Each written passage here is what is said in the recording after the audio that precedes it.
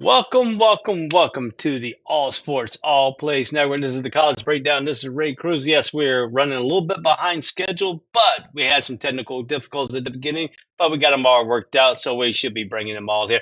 I want to bring my co-host in right now, Money himself, Dre Montez. How you doing, Dre? Are you okay from that Florida Gator loss, man?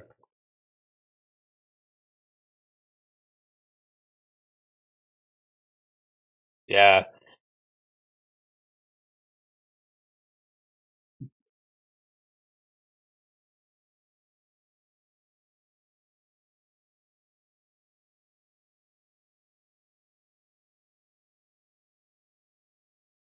I guess back on there.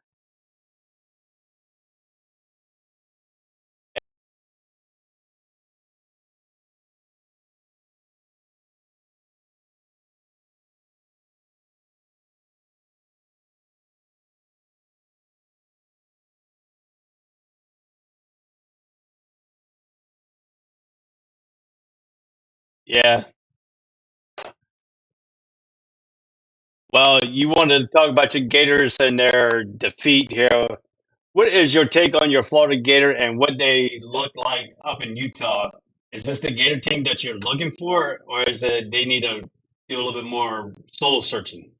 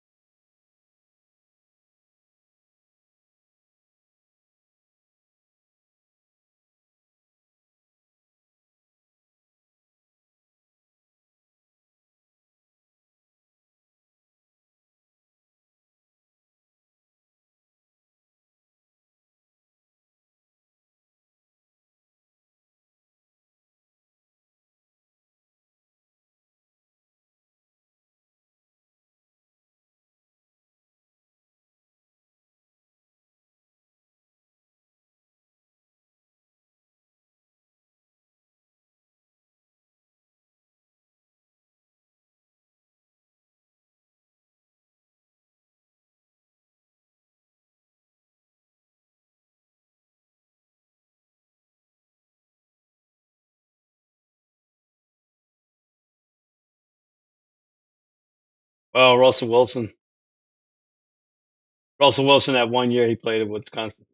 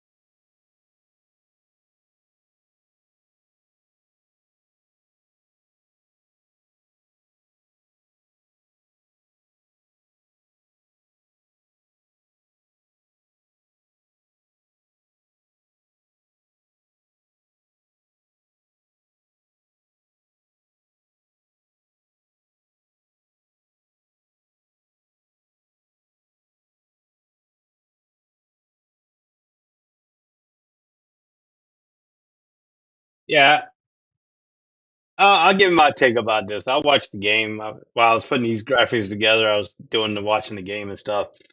What to me was surprising was Cam Rising didn't play for Utah. They had a quarterback that came in, he was hot, but then they switched a little bit. I think when the two quarterback system that came in kind of turned over Florida a little bit because they couldn't handle it. They didn't know exactly what they could do because they're identical plays. You know, usually if they do switching quarterback, one's gonna be a running quarterback, the other's gonna be a thrower, you can tell a little bit apart. But both of them were actually throwing the ball very well in that game.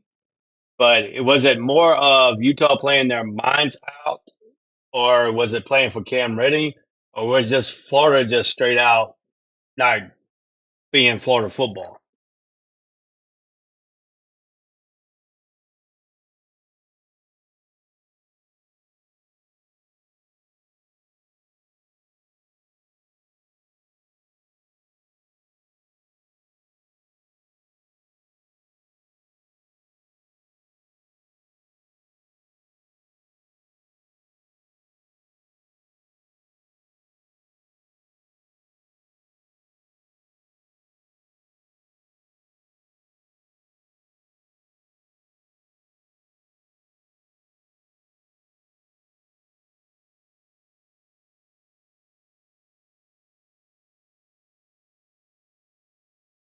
Um, it was close in the first quarter.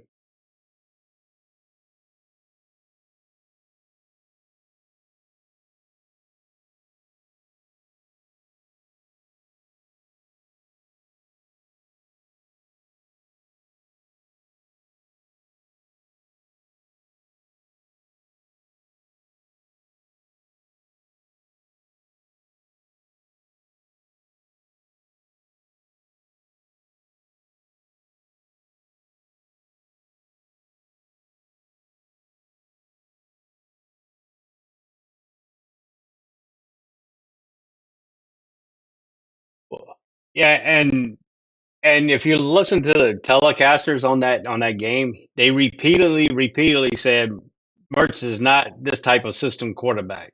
They kept repeating it. But what Napier was thinking was that they can go out and get these 3-year players through the transfer portal, bring in experience.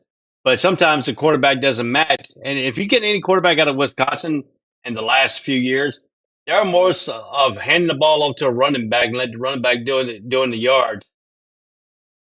And well, now they're changing because they changed their identity. They went from Paul Chris now to Finkel. Finkel went out and got um, the guy from University of North Carolina, who's now more of a running slash throw it air raid. So Wisconsin's going to change now, but the quarterbacks they've been in the past have been handing the ball off, or they running themselves, or they're not very accurate throwers. And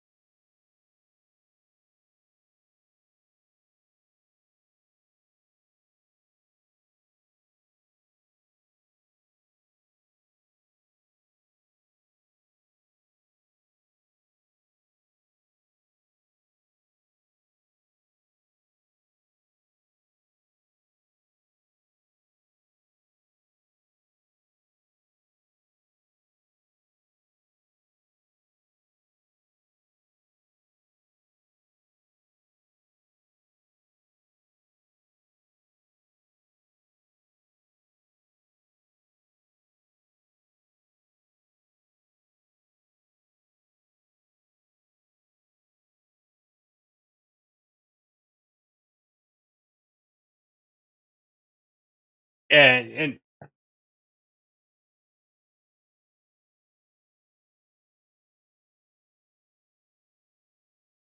Yeah, and if you look at it, if you look at the way the scoring breakdown, the first, second quarter, that's actually when Utah actually won this game because they only scored 7 points in the third, none in the fourth. 8 points by Florida in the fourth, but they only scored three in the second and the third quarter. They didn't score any. But what my problem is, you have a Speedster and ETN in the back. They did not utilize their running backs. I mean, they averaged 10 carries for 31 yards. Last year, they averaged 120 yards rushing last season. Yeah, they combined Trevor.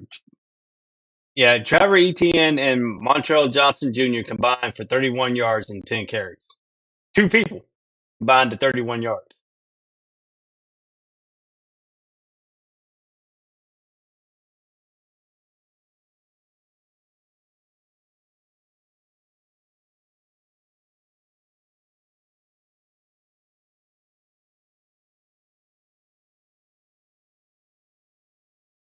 Utah was more, yeah, Utah was more physical. So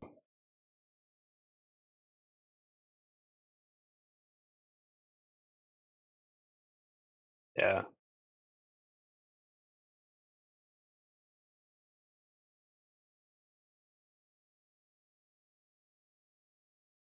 yeah. Let's move right along here. That's a little bit enough of your little rant on you Gators and that poor thing. But let me ask you just one quick question, real quick. To you, is Billy Napier on the hot seat?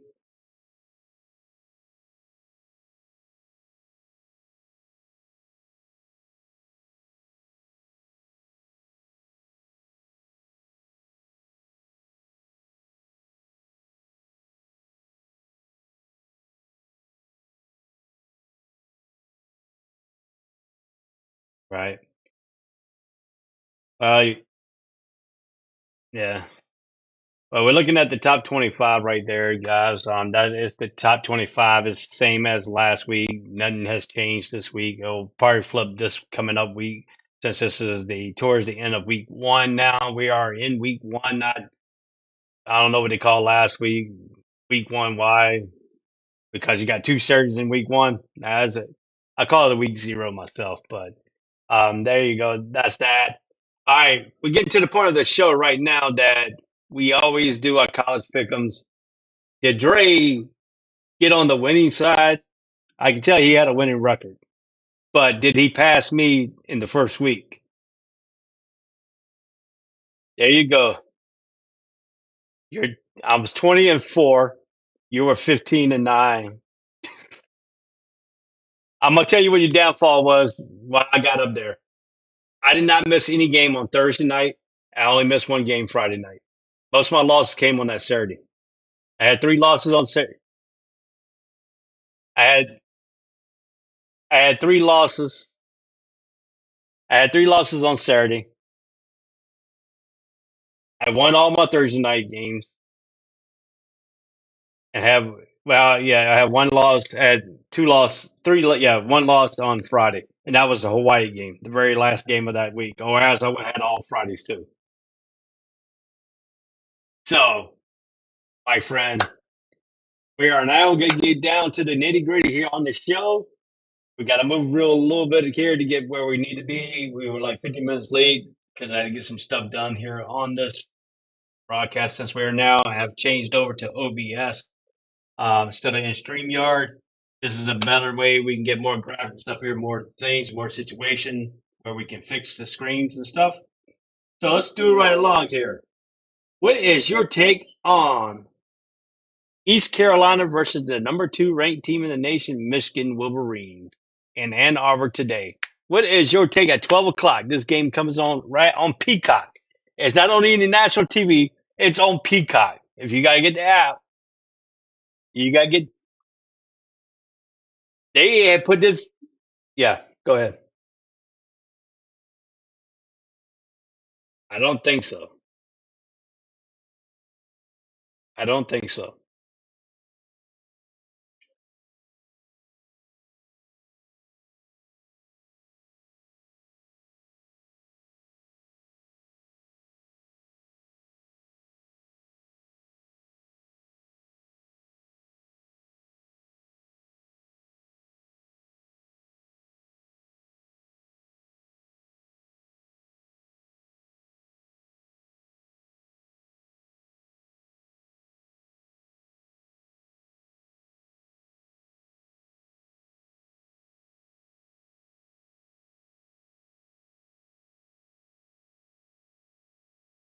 Yeah, I look at things here. The East Carolina Pirates have lost quarterback Holton Elters, who was their best production guy. So now they got a slew of whole new players, but they said the offense is going to be solid still. But my problem is they did push North Carolina State to the breaking point where North Carolina State had to come back at the end to win the game 21-20 last season. They did push South Carolina too last season, 20-17, and they did push, and then they walloped North Carolina in 2018 and beat North Carolina State in 2016. So with Michigan, I think Michigan's a different animal. I think Michigan's got a. I think they're hungry. I think their loss in that semifinal game to TCU has now boosted there a little bit of a focus point. And Jim Harbaugh is going to have to. They say he might be suspended, but for silly enough, a hamburger issue. Come on now. He could be suspended, but they didn't say he was, but he said he couldn't be. So I'm gonna tell you, do not go to McDonald's and buy a burger for anybody. Do not do that. That's just simple. Or you go if you're a football coach, do not buy a hamburger for nobody. I mean, you can go buy at the grocery store and cook it at your house so nobody will know if you want to do a hamburger for the player. But don't go to McDonald's. Don't go to McDonald's and buy anything if you're a college coach. That's just the point because it's stupid. You're gonna get suspended for a hamburger issue.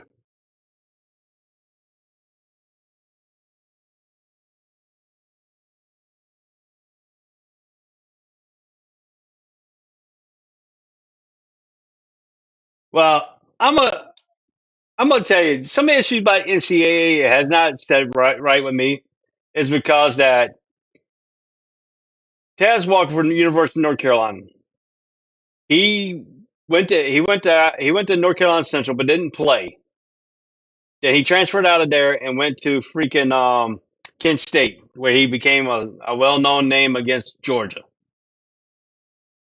Well, started this season he was allowed to do all the practice and stuff. And then towards the end of spring, the NCAA put a new rule in. Now he's ineligible.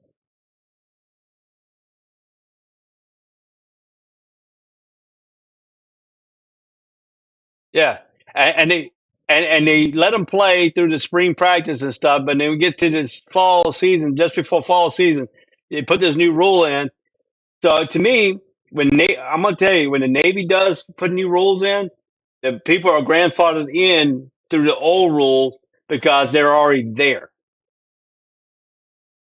So that's just an issue. That's an issue. But then when you got the NCAA now has done jumped on this NIL thing, it has shut down a lot of stuff, including the I don't know blue and white scrimmage. They shut down the stuff at like North Carolina. They shut down some of the stuff over in like other places. But to me, you're gonna spend a dude because he bought a player a hamburger. So what are you supposed to do? If the player was hungry and he had no money, let him starve? That's just that's just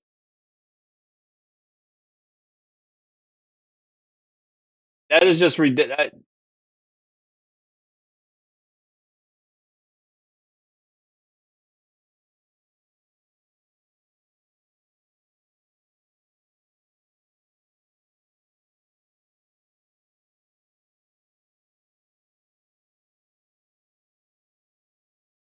Yes, sir. Yes, sir. But if you look at this situation here with Michigan and East Carolina, we know what happened a few years when Appalachian State came in there in Arbor and do it. Can East Carolina do the same thing and do that duplication? I don't think so. Not this year because they have a few talent gaps issues. They don't have a. We don't know what the quarterback's going to look like because Alters is not there no more. But JJ McCarthy is now the full time, has no looking over his shoulder. Now he is the man there. I think what Michigan is doing here is going to be too much for East Carolina to overcome, especially in the big house. Over 100,000 people are probably going to be there. You know, under the not under the lights, but heat wise. The over and under in this is 51.5. The line is Michigan's favored by 36 points. Their confidence level out of this is 2. Michigan versus must see is a 2, label as a must see game today. I don't think you want to see too much. They predict the score to be 47-10 on this ball game, so I think they covered the points.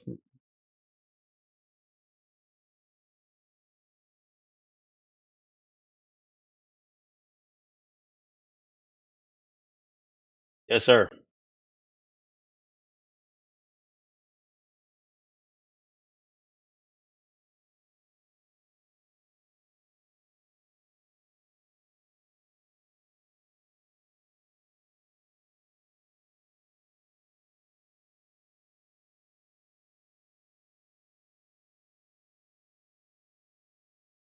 I'll tell you where I was at. I almost had a wreck. I was in a car on. I was in the car on. What highway was? No, it wasn't 95. It was me traveling from. Actually, it was 85. I just turned out of Petersburg, going back on 85. I just turned out of Petersburg, heading back home to my mom's house from out of DC. No, I was in DC. I was stationed up in DC at the time. I just got on from 95 to 85, and they kicked the field goal. I was coming up on a construction site that I didn't know it was there because they didn't have no signs until you got right up on it. And it so happened I sped up a little bit. I was in a Camaro at the time. I sped up a little bit, got in front of a transfer truck. But I almost went flat into a road sign that says, "Hey, this lane is closed." But it had no air going to the other lane, though. That's Virginia for you, Commonwealth State of Virginia. But you know, but I can remember that game all this so too. So you taking Michigan, I'm taking Michigan in this game. We're gonna go ahead and do some.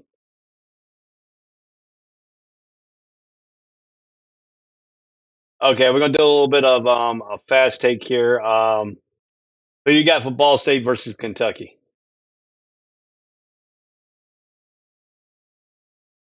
He is he's O'Leary. He's the one from North Carolina State that transferred out of North Carolina State.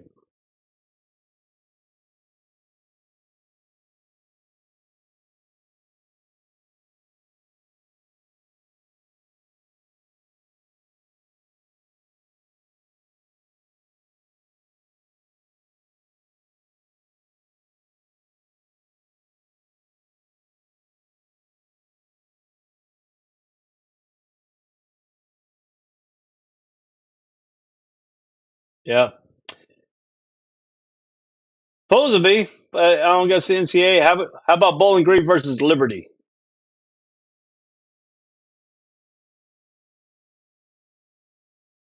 Yeah, I got Liberty too. He's the one from Conway, South Carolina. Yeah. All right. How about Fresno State and Purdue?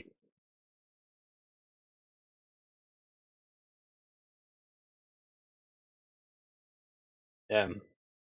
I think Purdue's going to outmatch. Let's go over man Fresno State. I don't think Fresno State has the caliber this year to do anything.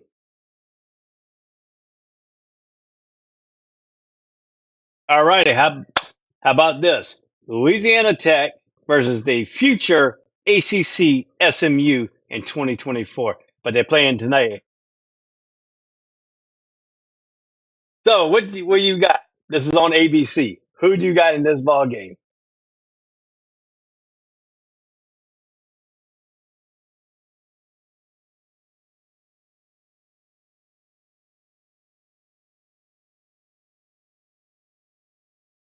I would definitely. I'm gonna take Louisiana Tech on this one.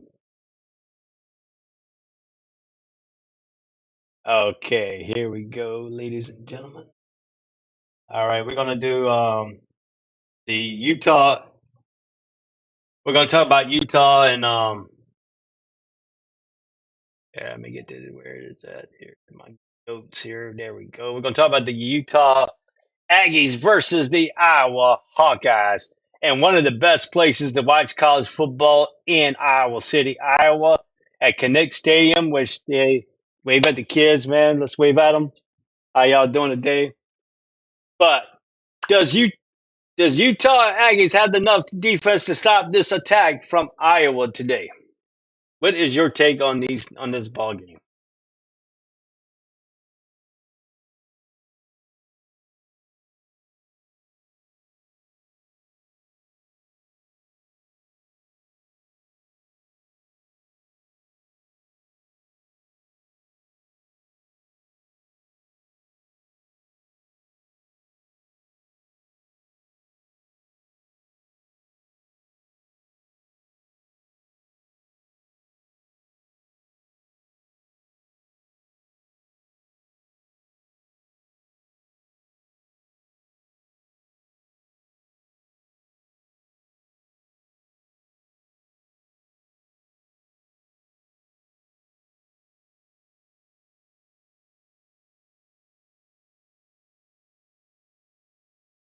Yeah, I like you. I like your little bit sentiments there on this team. But last year's Utah Aggies gave up 405 points, allowed most by giving up by the Aggies since 2010. So the defense is going to be the problem part of this year. They do have a bunch of healthy transfer portal is helping in a huge way with a buttload of options coming in at all positions that they need in defense. But like you said, the key is going to be the Michigan transfer quarterback Kincaid McElmere is now the quarterback at Iowa. So now,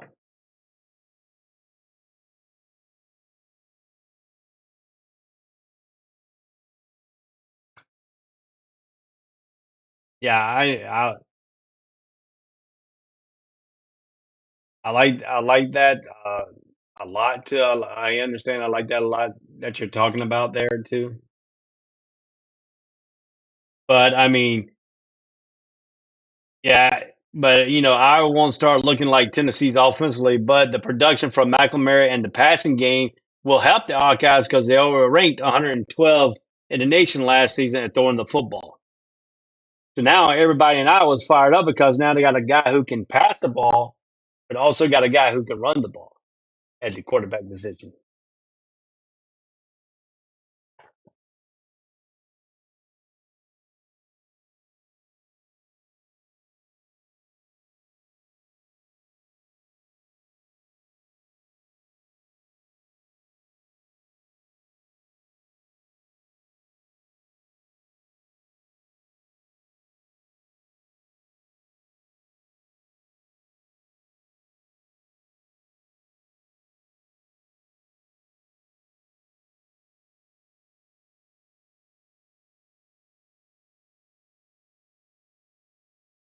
Yeah, the over and under in this ballgame is 43.5. It's actually pretty much in a yeah, that's over and under 43.5. They're predicting the final score to be 34-10. I was favored by 23. Yeah, I was favored by 23 and a half.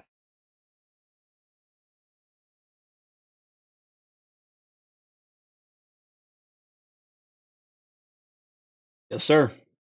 That always packed.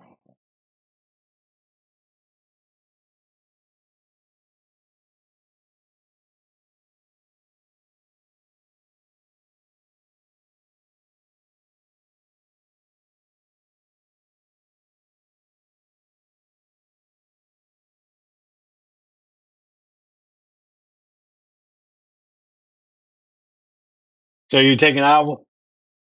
So you're taking Iowa? All righty. So right now we're only different between us is the Louisiana Tech and SMU. Everything else we're pretty much in agreement with. But let's go. Let's move right along here. Let's talk about the next game here that I want to talk about is going to be this one right here. Coach Prime in his first game, he has to go to hostile territory at Fort Worth to the runner-up of TCU. But TCU is don't have Max Diggin anymore at quarterback. Remember that. They don't have Max Diggin at quarterback.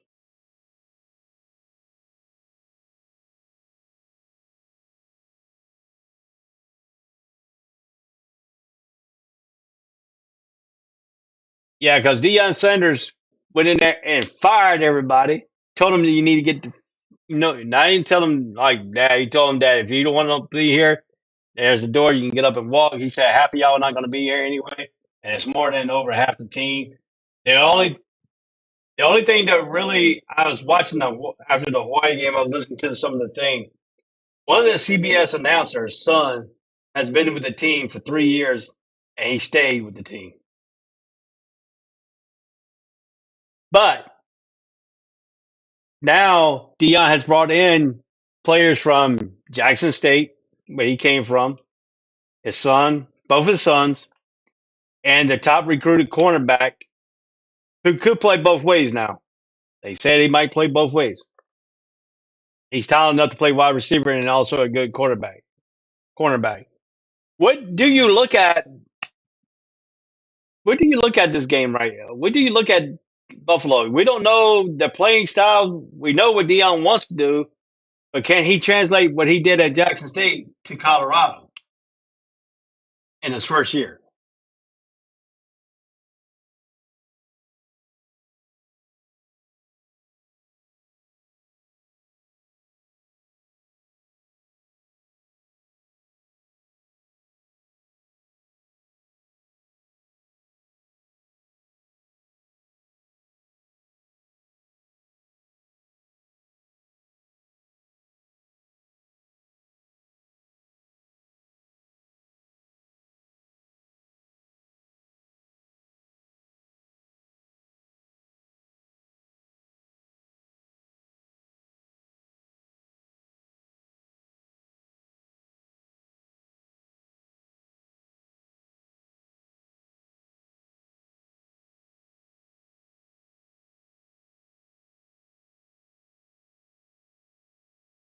I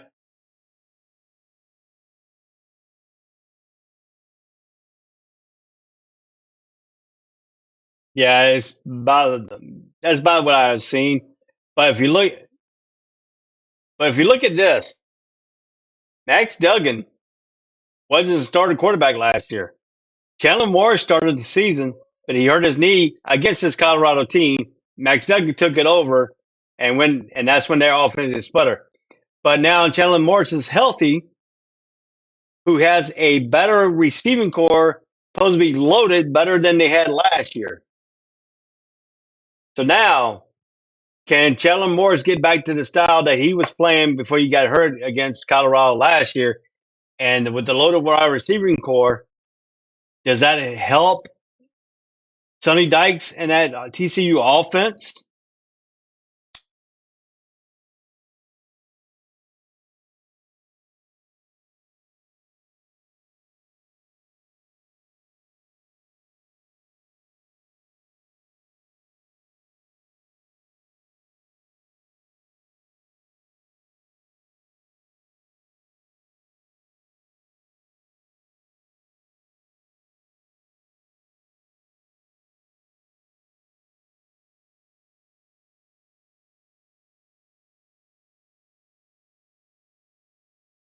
Mm. Now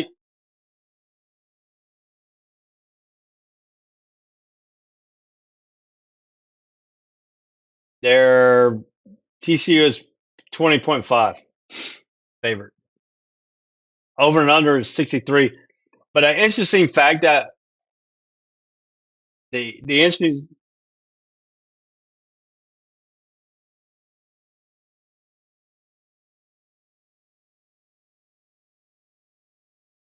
now that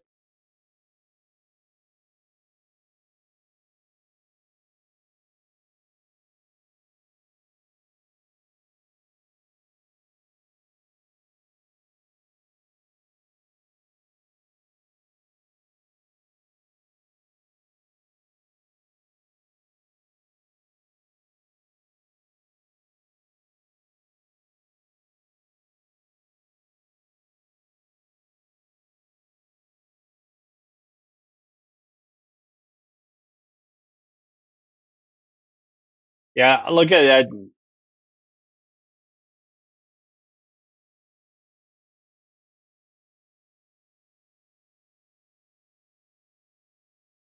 Yeah,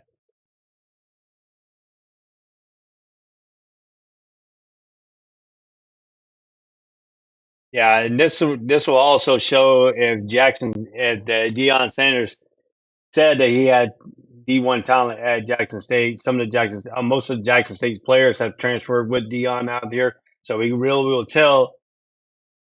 I don't know, he's like 7, I think. But we'll find out if those talent can calibrate into a Power Five conference um, thing. But the interesting note is Colorado moved out to the Pac-12. Now they're going to be coming back to the Big 12 next year, and these two right here could be future, brothers playing again, going back into this thing. But you're taking TCU in this one?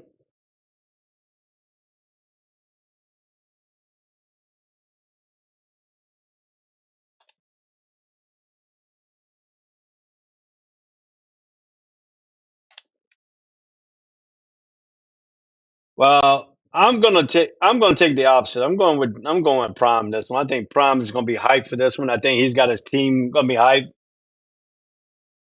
Yeah, I to me, I just right now I just can't go against what Prime has done.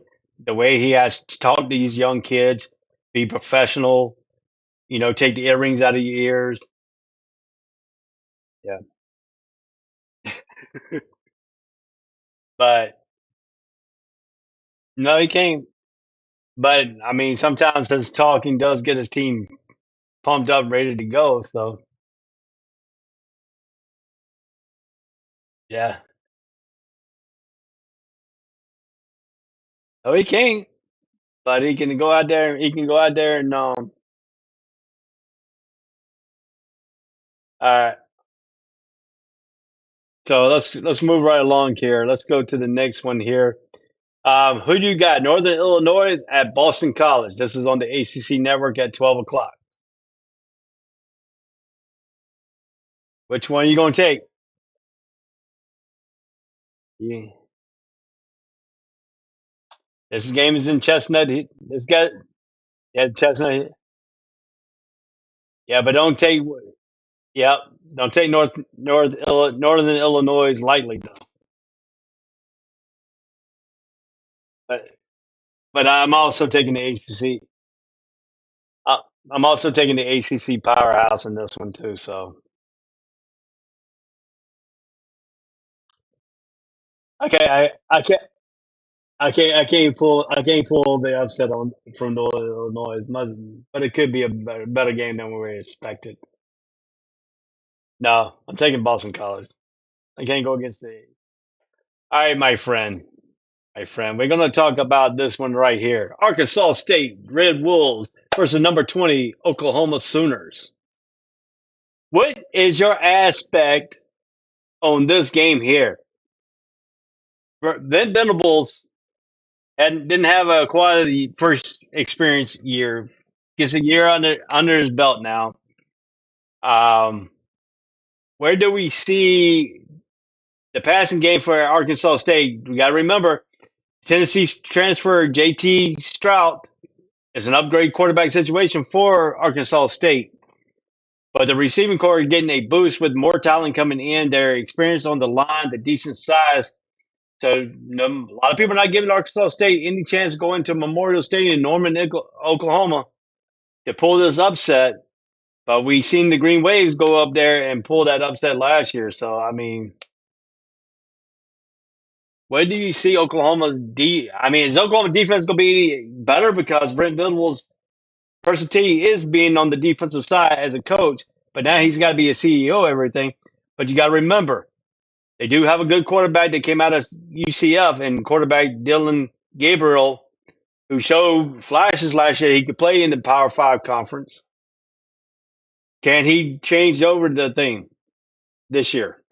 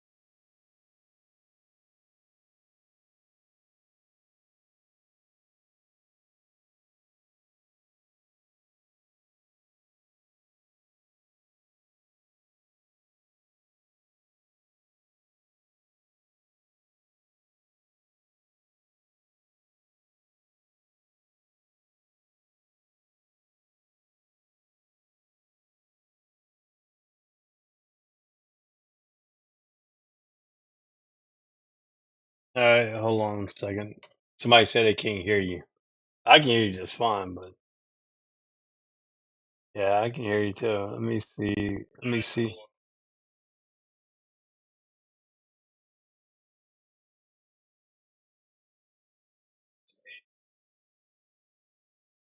Yeah, I can't. I can't hear you on here.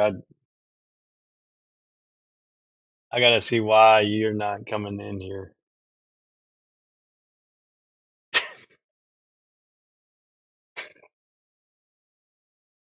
Hold on one second. Let me bring up the thing here.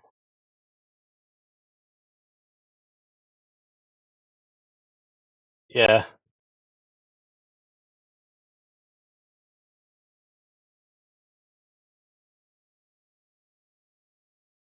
you are. You see here.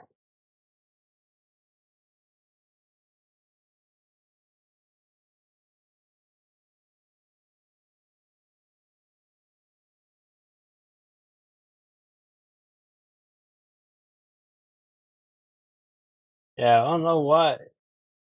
Why is your? I don't know. Here,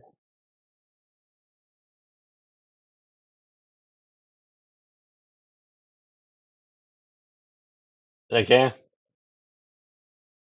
And why it's not? I don't know. It's just weird.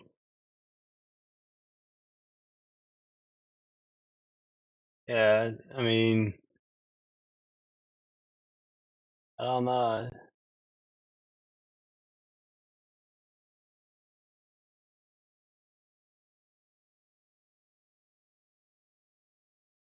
I turned you up. Let me see. I don't know. It's just weird.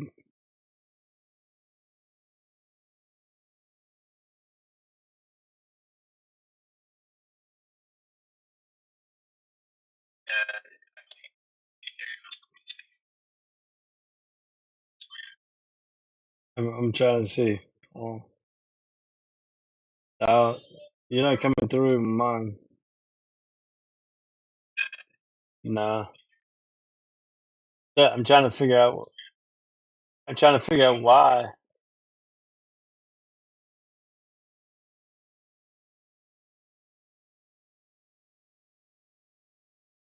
I can hear you. Yeah, I can hear you. Yeah.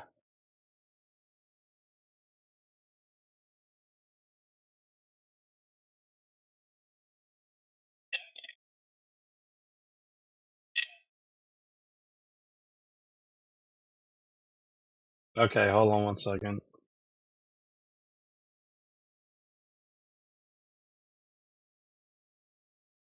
I'm trying to figure out why. Trying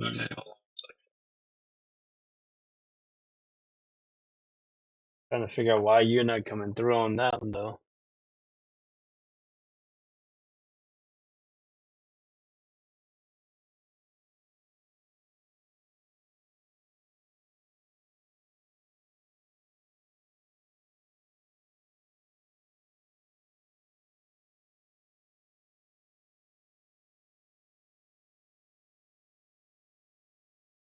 Yeah.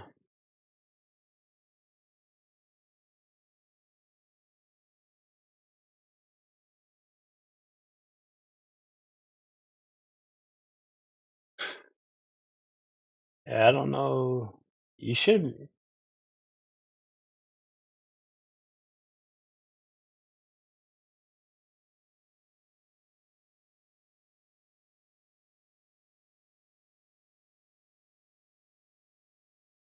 I think so. I'm not sure, but let me.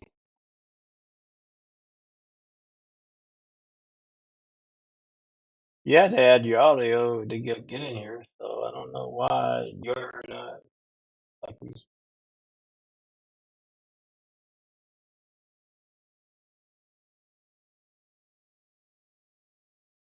said mute.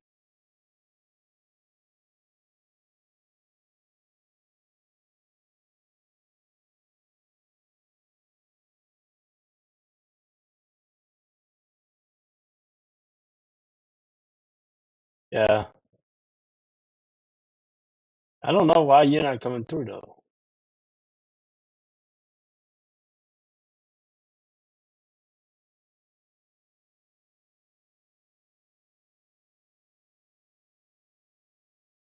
Yeah,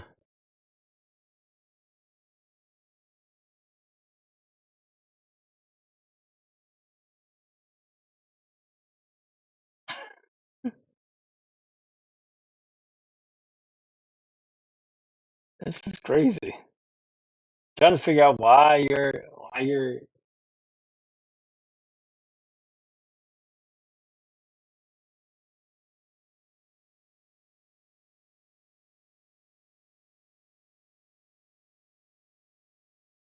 Yeah, I'm just.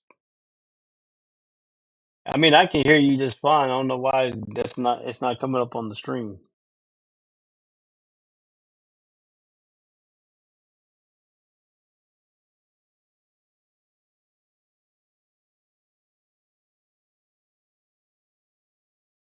Hmm.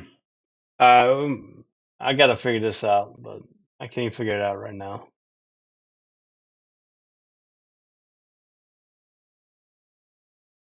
Yeah. Nah, there's only one person. All right, so we're talking about Oklahoma now, but is Brent Billables? Can he redirect what he needed to do from last year to this year to make this team more competitive?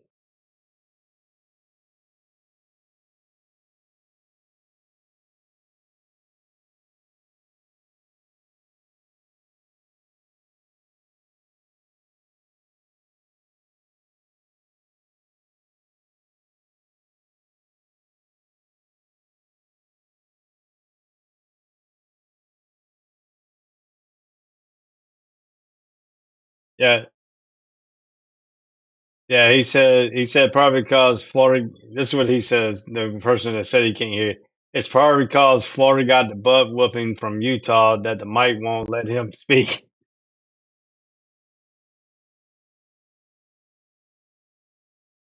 That's Damon Hernandez right there for you. To the end of time. One loss not gonna stop me. I'm still gonna chomp down. I'm still gonna chomp down. I don't give up about the one loss. I just grade my coaching staff, my players, and team C plus. We can do better. Go Gators. But give me Oklahoma in this game. You Oklahoma. Yeah, You give me want the Oklahoma. Sooners. You want the Sooner Booners. That's a liquor store. All right. Man, I'm so proud of him that he complied with the officers. Man, You need some money? that could have been bad. Huh? This is. Hold on, man. I'm talking to my wife real quick. 2 pieces of bacon, honey. 2 pieces.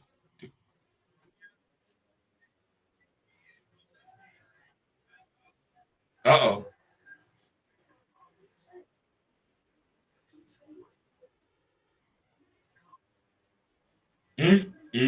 I miss those days. Honey, get the credit card.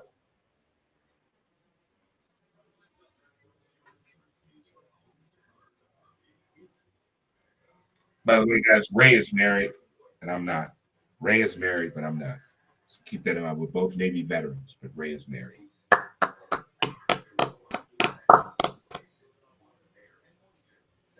By Deion Sanders. This dude stole batteries and blunt wraps. Oh my God.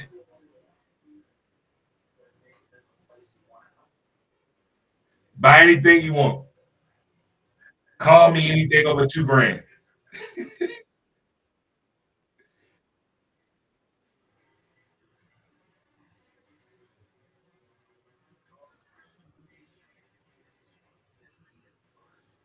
His eyes don't even look right there in that photo when he was in Nebraska. Man. You ever look at some athletes, look at their eyes like Aaron Hernandez? His eyes just didn't look right. Even when he was with Florida, he scored a touchdown one time, and I saw his eyes. I'm like, that dude looks different. How is that a liquor store?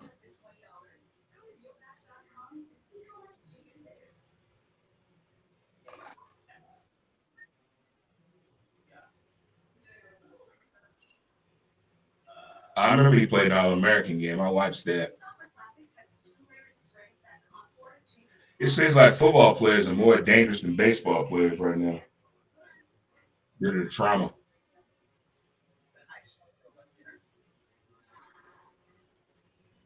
I don't understand how nobody driving down that street said nothing, saw him throwing that rock at that door.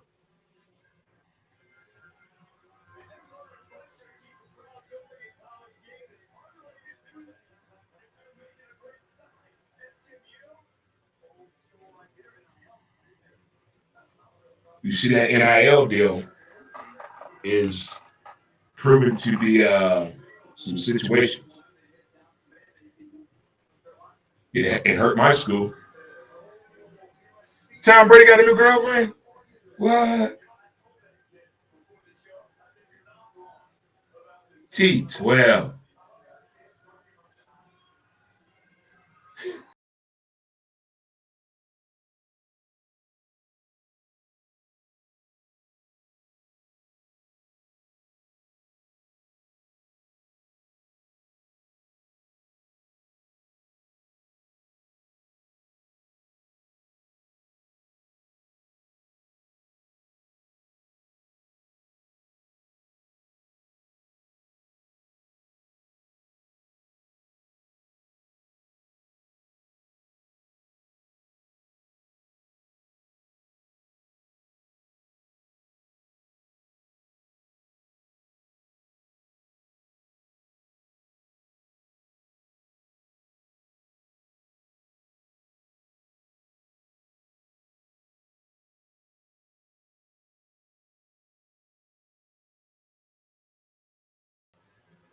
I can see it in your eyes,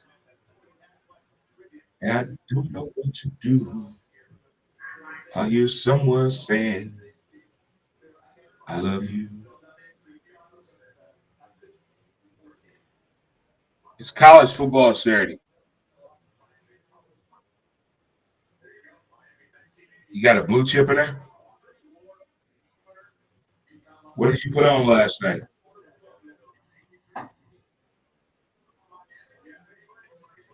Safe Word Friday?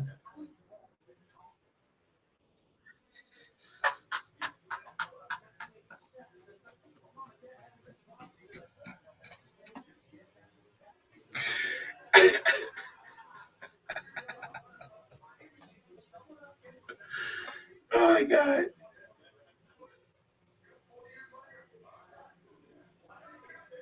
Do you go to weddings during football season?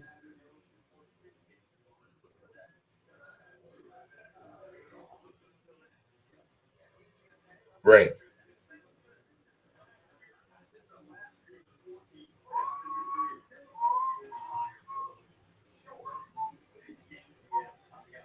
Don't worry. Be happy. Don't worry. Be happy now.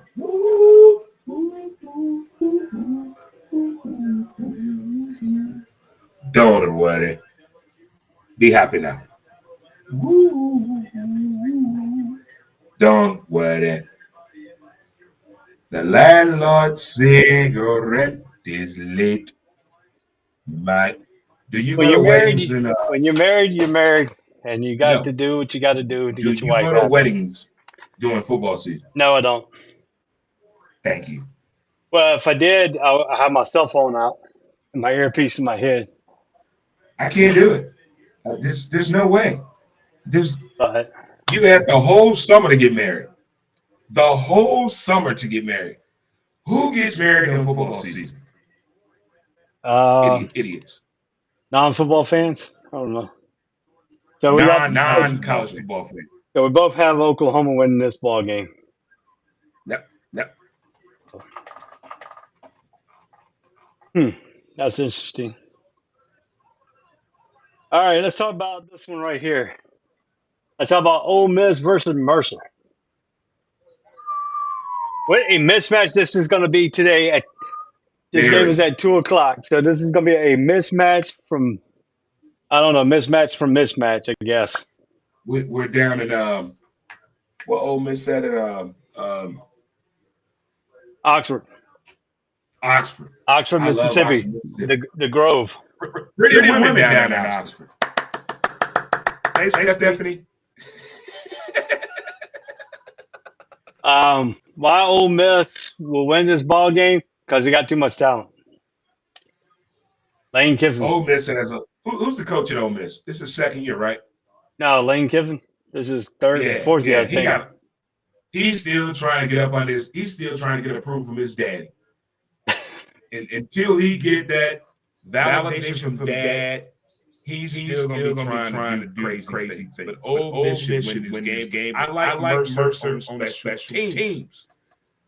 Oh, now But they I'm taking can Ole Miss. now they can hear you, but they said now you got some echo going on. I think I know why, because it's coming out of your speaker and it's coming onto the broadcast. So. I turned my phone down. My phone is not even on. My volume is down on my phone. Yeah. Yeah, sometimes you come over echoing, but that's all right. We got it all straightened out. You're back on here, so everybody can hear you. Everybody heard you my singing. ex-wives said that. You come over and echo. Yeah, everybody heard you singing. So, yeah. You thought you were on mute, but you really wasn't on mute now. You back up and running. Got yourself going. You thought you were on mute, but you really wasn't on mute now. You back up and running. Got yourself going. You thought you were on mute, but you really wasn't on mute now. You back up and running. Yeah, so we got you back up and running now. So we're good to go on that. Sorry about how this production went today, but had some difficulties coming up here. I had my wife bothering me. So when you're married, you're married. You're on live TV. It's live TV, so you can't do anything about it. But we keep moving right along here. We got a lot of stuff going on. So we're going to do a lot of rapid fires here in this broadcast today. So we both in agreement that Ole Miss is going to destroy Mercer. Yes, handily. This ain't like the Mercer basketball team they got, that beat Duke in the NCAA thing in North Carolina. Fun. Yeah. But this is a football program. No, I loved it. I loved it because I was at the game. But anyway, so we're moving right along here. We got to cover a little bit more stuff here as we moving along on this broadcast today here. Let's see here. What game do we want to go look at here next? What game do you really want to go look at here? Let me see here. We're gonna pick something real quick here. We're gonna love this next one here. Let me see what time this game starts here. This is a 12 o'clock game. Why did I miss this one? Ooh. What we got here, folks? What we have here is good old commentation here we got going on here. Hold on a second. I gotta find where I misplaced the team here. In the days of yesteryear, as they said, I know of you and you know of me. That's your daddy, son. I love college football. Love it. Man, I'm not leaving my apartment today. I can't go to a sports bar. I just can't because they put 9 games, the same game on 9 TVs. Then the bartender know how to change the damn TV. And then they don't have no idea what you're talking about. So I just give up. Sports bars, then they take that out of there. There's no true sports bar anymore. No. No, there's no more true sports bar. No, I give you that. No, it's not. It should be just a bar. You're a bar. You got Law and Order, Wheel of Fortune, and Jeopardy on. You're not a bar. You're a neighborhood pub. That's true. I give you that. Yeah, or you're a tavern. All right, I don't know how I missed this one, but we're gonna go to this game right here real quick. Here, we're gonna talk about this one right here. But this is the game that we're gonna talk about right here: the Virginia Cavaliers versus number 12 ranked Tennessee, up in Nissan Stadium, up in Nashville, Tennessee, where the country music Hall of Fame is and the Grand Ole Opry at 12 You're a o'clock on hooker. You're a ABC. hooker. Urban hooker. Urban hooker. But does the Cavalier, without Brandon Armstrong, who's now at NC State, the former quarterback for the Cavaliers from last year, they have a new quarterback in the system here. All the tragedy that happened in Charlottesville with the shooting, the murder, people dying. Tony Elliott had a strenuous first year. Didn't play all their games because of all the tragedy. What Right. is the outlook right now on Virginia Cavaliers football program without a stable quarterback and breaking in a new quarterback against the Tennessee Volunteers that has now found themselves under Josh Heupel? Josh Heupel. Interesting. I like this matchup for a couple of reasons. What you said, maybe the kids are trying to bring the program back. I mean, Virginia's had like a slate. What has happened in the past 5 years that school and university football program. I mean, the whole program itself, the school itself. But on the same level, Tennessee is still on the high, considering what the hooker did last year. If they can thrive off of that, and they're playing at home, 106,000, it could be a stepping stone for that program to come behind. I know it's not the greatest matchup as a home opener they want, but this still is a good matchup in Virginia, trying to be the program that we know they're capable of doing, but it all comes down to recruiting.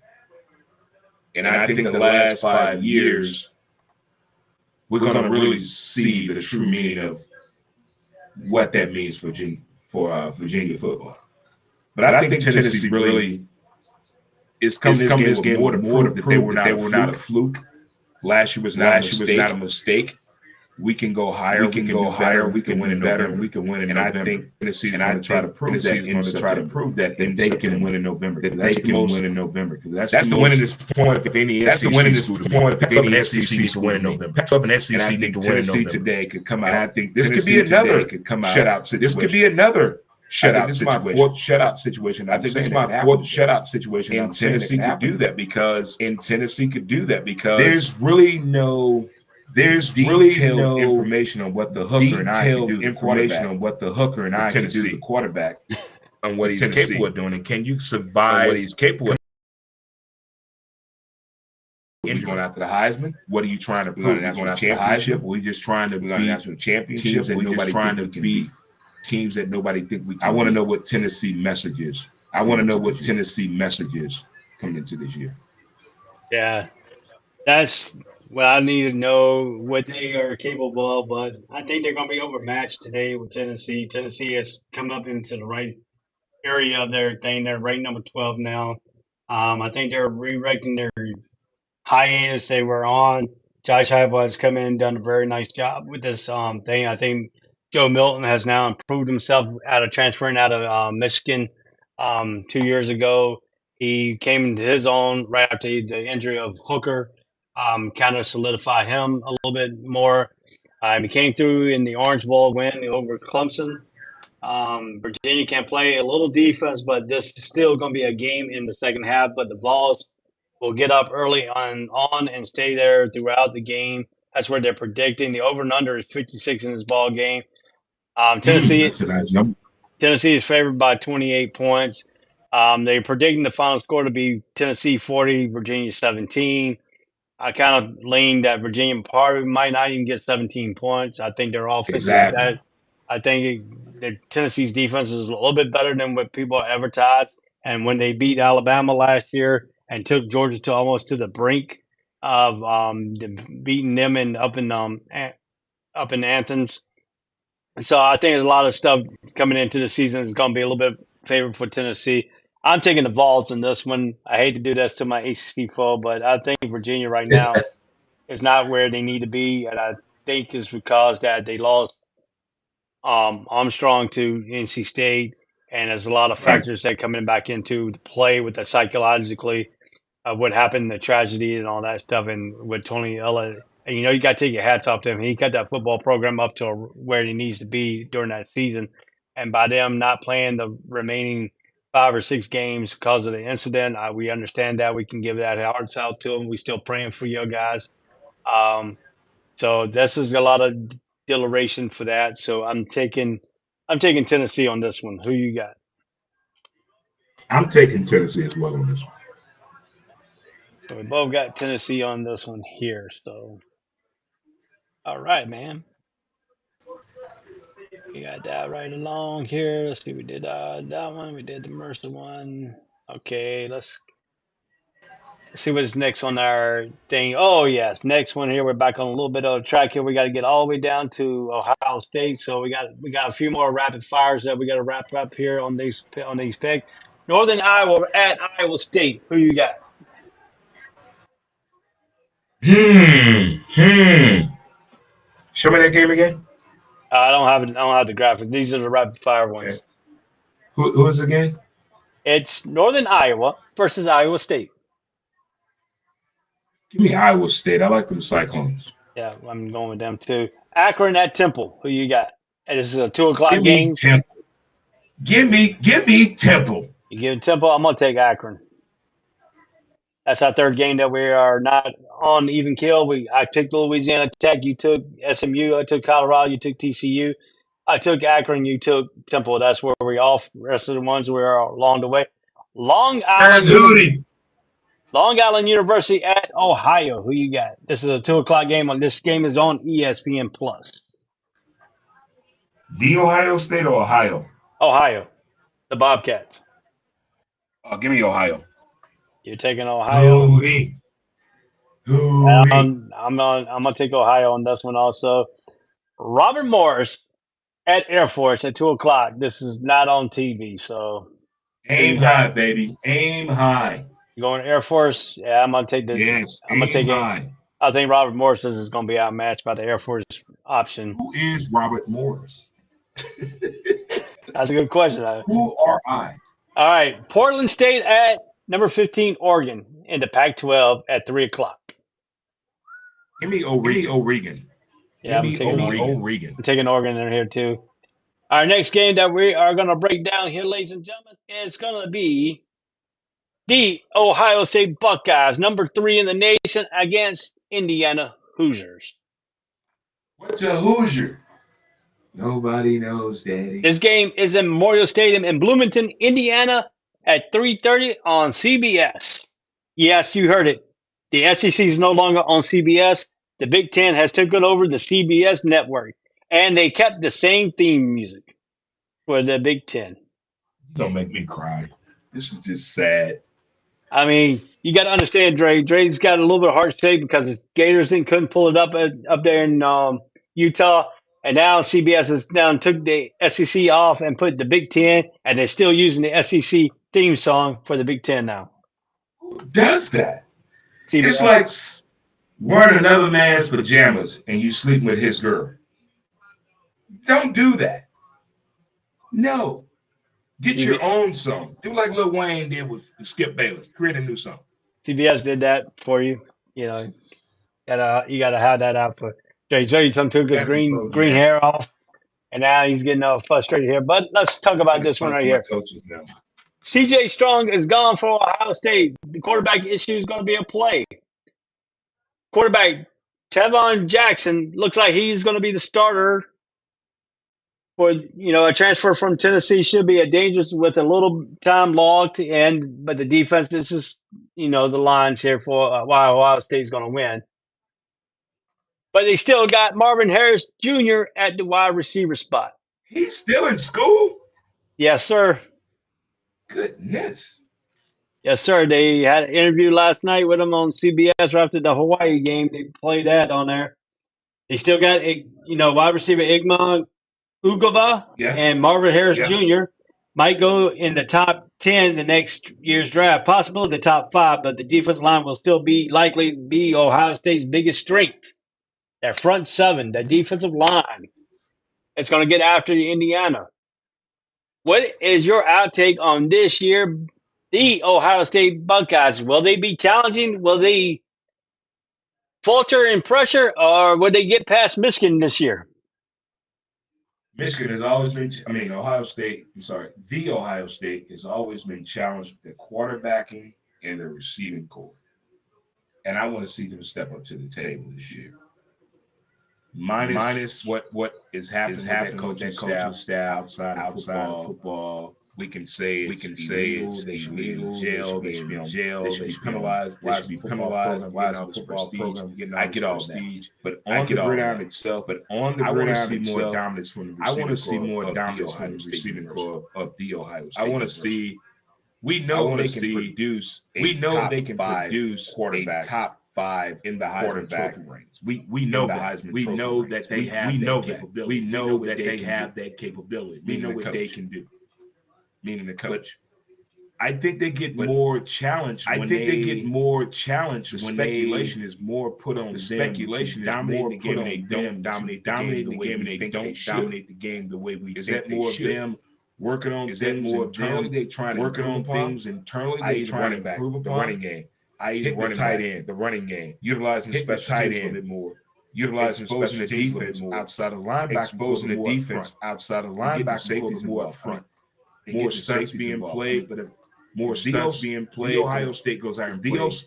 The Ohio State goes out and plays their type of football. They definitely dominate this game, but I want to see more involvement from the receiving in lightness. You got that much talent on the outside. You got that much talent on the outside. Over 6'5". I think you got 3 receivers over 6'5".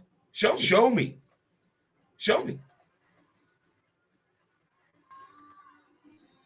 Yeah, I agree with you on that one too. But I mean, if you look at what we're looking at experience here in this situation here, with a new quarterback coming in, not really experienced enough for this game, but he got the 2 best wide receivers probably in college football right now in Egma Ugaba and Marvin Harris Jr. We know it down in no mind that Marvin Harris Jr. has got some points to prove.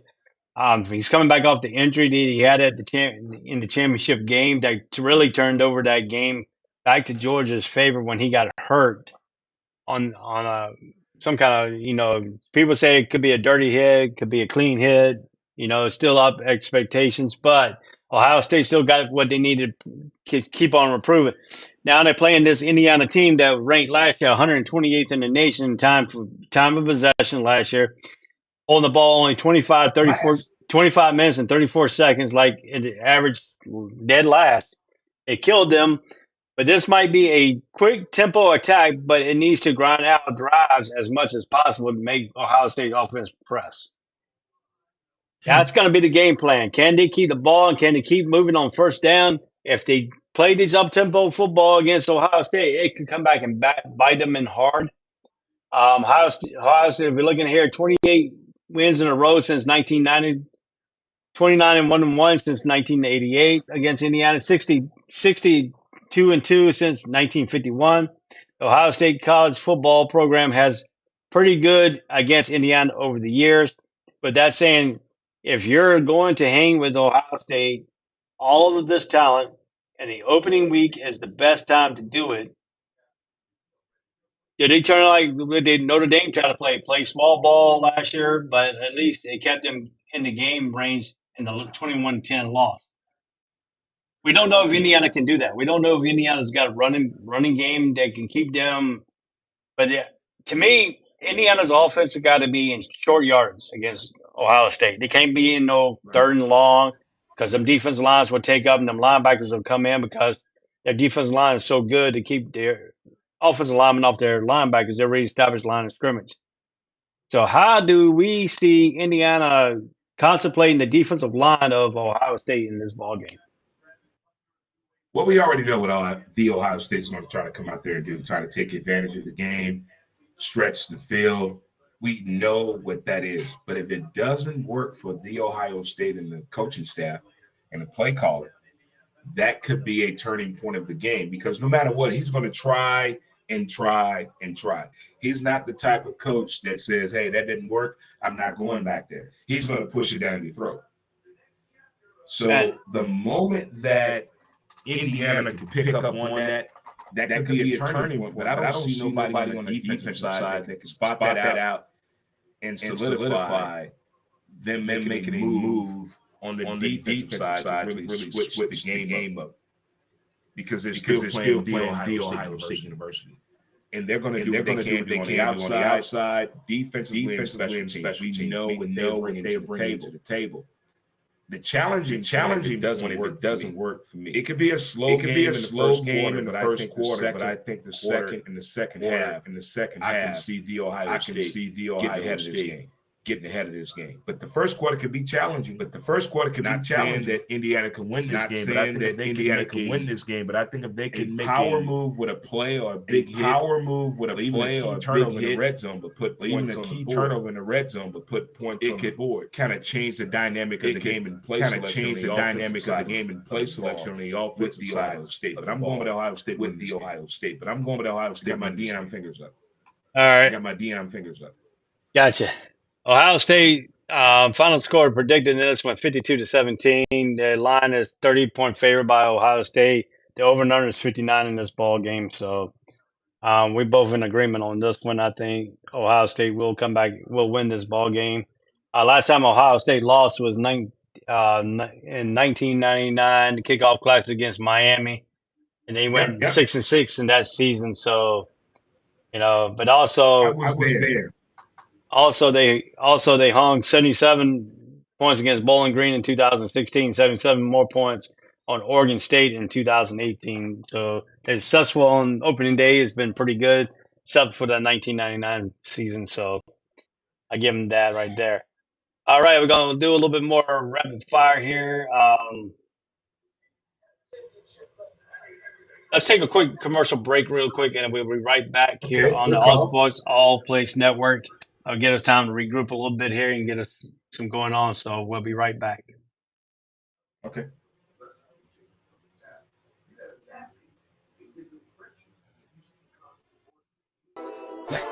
All Sports All Place. All Sports All Place. 365, we're making a place. You're talking the game, get you to the days. We're high in the court, the dime in the lane. Variety, topics, living the same. All presentation, sports information. Hitting the airways, taking the nation. Sport all place, they working your faces. Grace at the field, so type the laces. All Sports All Plays. All Sports All Plays. We on top of our game. All Sports All Plays. All Sports All Plays.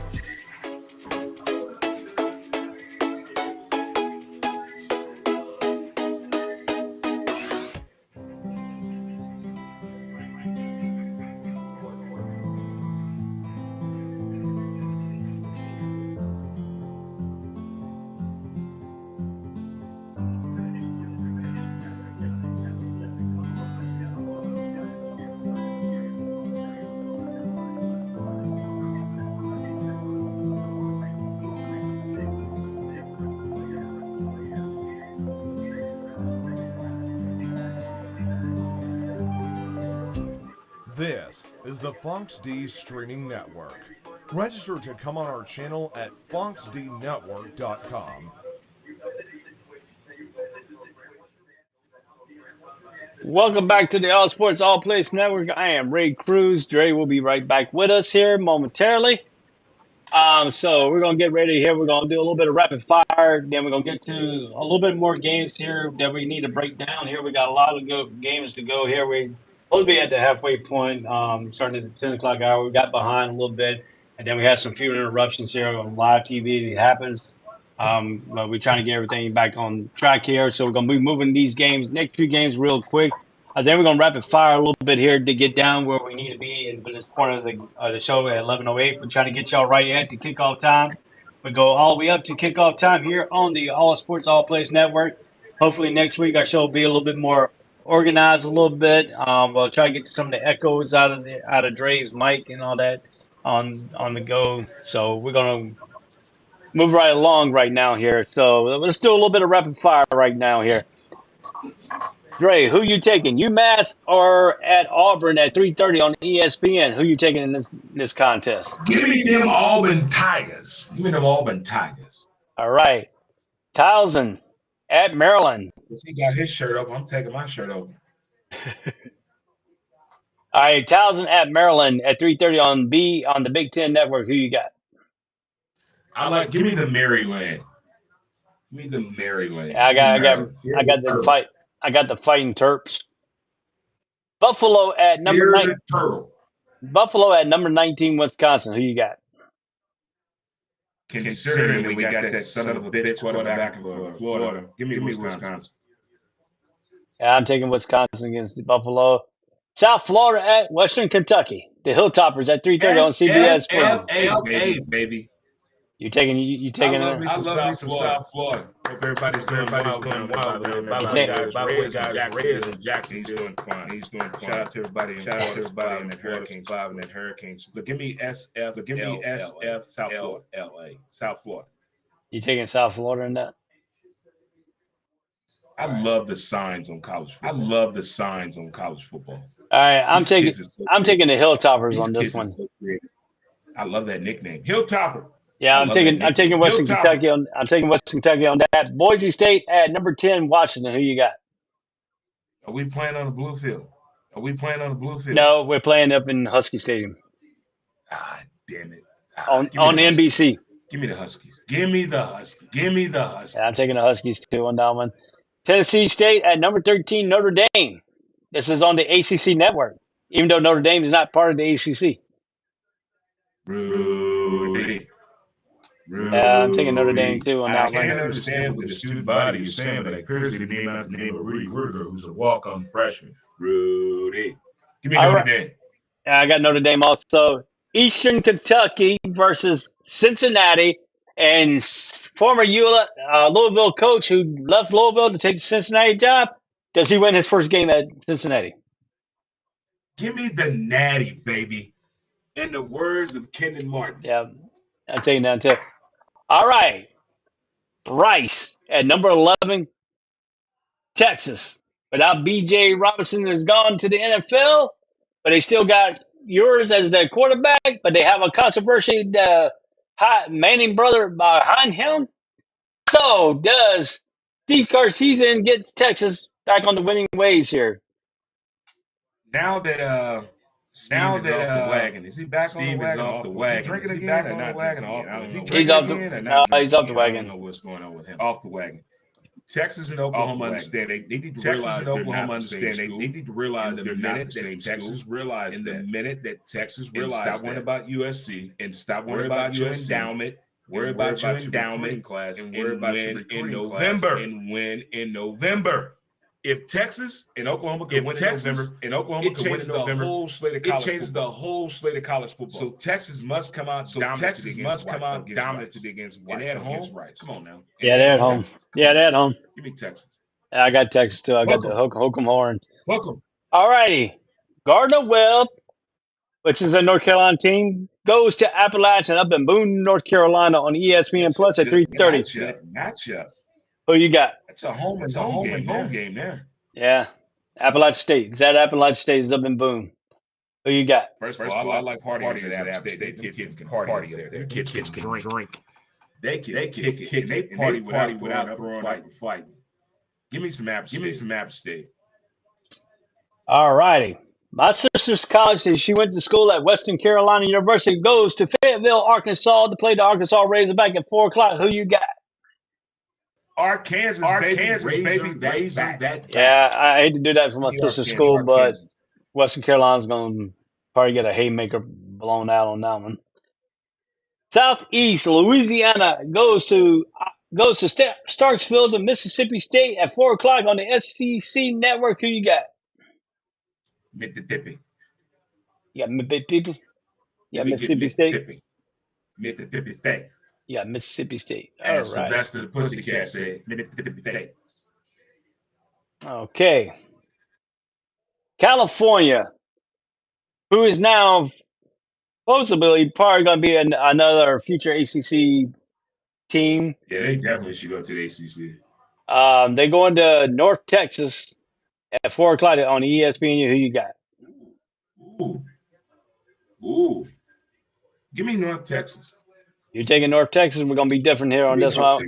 I'm going to take Cal has not brought me anything since Aaron Rodgers. I'm going to take California on this one. Okay. Colgate. Go Cal. Colgate goes to Syracuse at 4 o'clock on ESPN Plus and the ACC Extra channel, which is all mobile devices. The Cuse, I'm intrigued by this program. They have so much offensive dominance that the defense doesn't recognize it. And I want to see if they can bring that together, because last year they should have won 3 more games than what they won. Syracuse should have been that deal last year. They kind of put up some numbers like in the days of Marvin Gray's quarterback. Shout out. So give me the Cuse. You taking the Cuse? Yeah, I took Syracuse too. But Dino Barbers is on the hot seat because if he don't win, because he had a good season going all the way to the point that he started losing at the end. So, I mean, that's got to be something for Syracuse to watch out for. Is Dino Barbers can make out this season here or not? All right, well, let's move right along. Bryant at UNLV. Give me at 4 o'clock. Unlove. You want to take the Unlove? I'm going to take the Unlove. Nevada, Las Vegas. All right, my guy. We are now going to break this game down here. This is the game that you picked that you wanted to do. University of Tennessee Martin at number 1, Georgia. This game is on ESPN Plus, the SEC Plus network. It's all on the mobile devices at 6 o'clock. What are you looking for Georgia today? So everybody has Georgia to do this 3-peat. But the quarterback uncertainty is where the issue lies. It kind of reminds me of the days when Hines Ward was the quarterback. They really had no definition. They were running an option situation. Back then, it was the pistol, but nobody's really recognized it that way. And I think Georgia's in that situation again, but they're running back you. They have the top 100 running backs for the next 5 years. In high school football. Georgia is that deal. But to me, it's on that defensive It's on side. that defensive side. That defensive Georgia That is defensive something Georgia totally is different. something totally different. I think they could set up the SEC record on points. Set up the differential SEC record by on the point defense differential. really going out there showing By their the ass. defense really going out there showing their ass. I'm unsure about what the offense can do. unsure about You got to what the minimize the offense can mistakes, do. and you got to minimize the Give- mistakes. take and what's given to you. take what's I'm given to taking you. Georgia, but I think this is going to be a I'm scary taking game. Georgia, but I think this this is going to be a scary they got to game in figure the it out. first half. Give me Georgia. Give me They other. got to figure it out. Give me Georgia. Give me other. You taking Doug on this one? That's Georgia. I'm gonna give you Georgia. a stat here that really caught my eye when I did some of this research on this game. Uh-huh. They're paying University of Tennessee Martin $500,000 for the opportunity to get the new starting quarterback Carson Beck up to live game full-time starter speed. So they're paying Because he's that $500,000. far behind. When he was sitting behind Stetson Bennett last year, he didn't do anything. He was over there reading comic books. He was reading comic books instead of watching what. And they realized that. He wasn't doing anything to get prepared for the next man up. And my favorite quote of all time is, "That's your daddy's son." I want to see what he's going to do in that first half. He's going to let us dictate can other three-peat or not. Yeah, that's going to be a question. Highly criticized. That's going to be the question that everybody wants to know. How does Georgia look without Stetson Bennett, who made some of the key plays of games to help, but also helped to straighten out the wide receiver core a little bit? So now we're going to see if running back you can now have a quarterback not named Stetson Bennett to do what Stetson Bennett did last year. Now Beck is supposed to be a formidable quarterback, a top-rated quarterback 2 years ago, but he sat behind. He had some playing time when Bennett did get hurt or the games were out of reach. So he does have some game time experience, but Carson Beck right now has to get up to live full game to be that starter. So that's going to be the question for Georgia and Kirby Smart. But they have a favorable schedule going all the way down here. They really don't have too many tough games to get the SEC play. So, I mean, that's getting a little bit of ahead of ourselves here a little bit. But Okay. I think Georgia will manhandle University of Tennessee Martin. But if I was University of Tennessee Martin, I would put that statement on the bulletin board and say, hey, look, they paying us $500,000 for him just to go up and down on us. We need to go out there. I think UT Martin could jump out early on them, but at the end, I think Georgia will pull away at the end here. And most people don't predict this. They don't predict UT Martin even scoring. I've seen some scores here 48-0. I've seen some scores 52-0. I've seen some scores 42-0. Georgia's I'm favorite. going for a three-peat. I'm hitting you in the mouth. I'm coming out throwing the ball. I'm putting my dogs on you on defense and special teams. If they're serious about this three-peat and hiding the fact that their quarterback is not where they want him to be, I would do that. Matter of fact, I'm giving them the ball first. If I win the coin flip, y'all take the ball. Put the defense on defense. Let my dogs. Yeah. So I got that too. Their over and under is 58.5 in this ball game. That's feasible. I mean, I think they're gonna get this game. I think UT Martin could score at least 7, maybe 14 at the most. That's my opinion, but I think the Bulldogs will win. I got Georgia winning this ball game here. Me too. All right, we're going to do a little bit more rapid fire real quick, get some more down in here. South Carolina State at Charlotte, the 49ers at 6 p.m. on ESPN+. Plus. Who you got? South Carolina playing the Charlotte 49ers. Yeah, South Carolina State. Give me South Carolina State. You going to take South Carolina State? I'm going to take Charlotte. I love my 49ers. Wow. Hey, girl. I'm taking Charlotte for that. I love when people waving me on TV. Okay, Monmouth at Florida Atlantic. Who you got? Give me Florida Atlantic. Got that. I'm taking Florida Atlantic also. The Citadel goes to Georgia Southern. Who you got? This is 6 o'clock on ESPN+. My good friend went to Georgia. So give me Georgia Southern. Taking Georgia Southern. I'm going to take Georgia Southern because I don't think the Citadel's got enough here. Bucknell at James Madison at 6 p.m. on ESPN+. Who you got? This is not college basketball, Bucknell. So give me James Madison. Yeah, I'm taking the Dukes of James Madison there. All righty.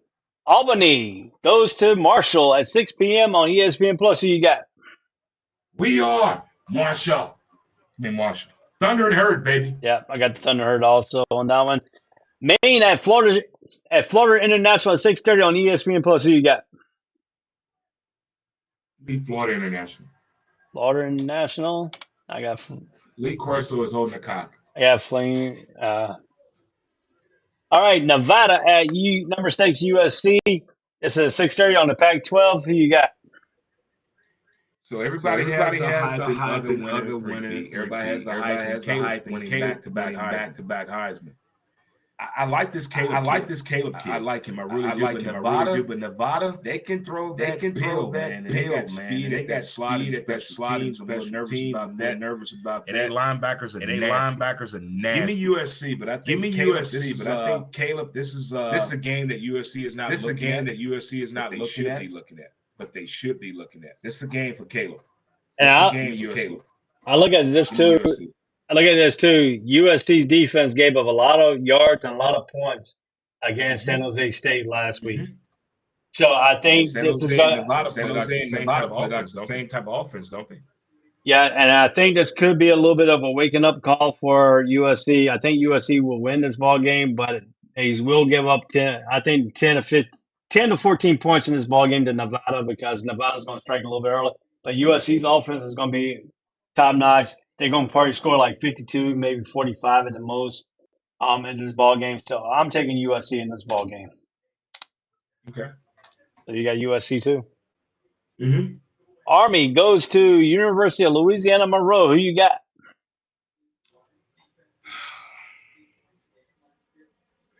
Give me Louisiana Monroe.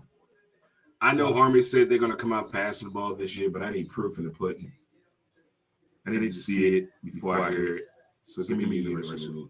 I think I understand they're going to throw the ball more, but I think the option is still going to give them. I don't want her on that. I think the option is going to give University of Louisiana Monroe fit still. I think Army is going to rack some points. I think Army will win this ball game here. Okay. All right, Jimbo Fisher will take his will be at Kyle Field tonight at number 23 ranked Texas A&M at 7 o'clock on ESPN to play in New Mexico, the Lobos. So, what were you looking for Jimbo Fisher and the Texas A&M Aggies this year? I love Jimbo's voice. I love the way he talks about his players and his passion for the game. But I think he got over his head when he left and took this job at Texas A&M. He had no idea. I think it's impossible to recruit as an Aggie coach, considering what's around you in that conference. So I want to see if he can pull out of these kids what he has there. Is there a way to bring back the Aggie formula? I don't know. We're going back to the days of McGee. We're going back to the days of McGee. I don't know how far down the line it is. I don't know how far down the line it is. Even Menzel. Can they get again? They're another school. They're another school that can't win in November. If A&M can win in November, it'll change the whole narrative of the game. And I think to get out of the gate, they gotta put strong. They gotta put at some point. You got to let people know you're still that school or university. And this is a case where I think A&M can do that. But it's up to Jimbo. Because we know how he likes to be in control of the game. Play calling and dictating the game, and the outcome. Jimbo wants to be involved in all of that. So give me A&M. Taking Texas A&M. I'm taking Texas A&M too because they're in Kyle Field, one of the best venues to play in front of the 12th man. So I got Kyle Field really helping Jimbo Fisher in this ball game, really getting back on the winning ways. I got them. Alabama A&M versus Vanderbilt. So you got it, 7 o'clock. Commodores, man. Commodores. I'm not talking about Lionel Richie. I'm talking about them Commodores of Vandy. All right, Washington State goes into Colorado State. Who you got? Give me Washington. The Huskies. You taking the Cougars? Washington State. Yeah, the Cougars. I mean. Wazoo, yeah. Yeah, I'm gonna take Wazoo too because Colorado State ain't really doing anything. Texas State at Baylor at 7 o'clock. Big 12 Network. Who you got? That's a good matchup there. Where they playing this game at? Baylor in Waco, where the crazy people are live. Give me a baby.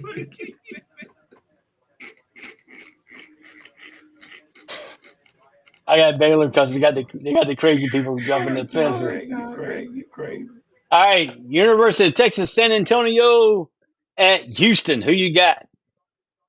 UTSA against Houston. I like Houston new uniforms.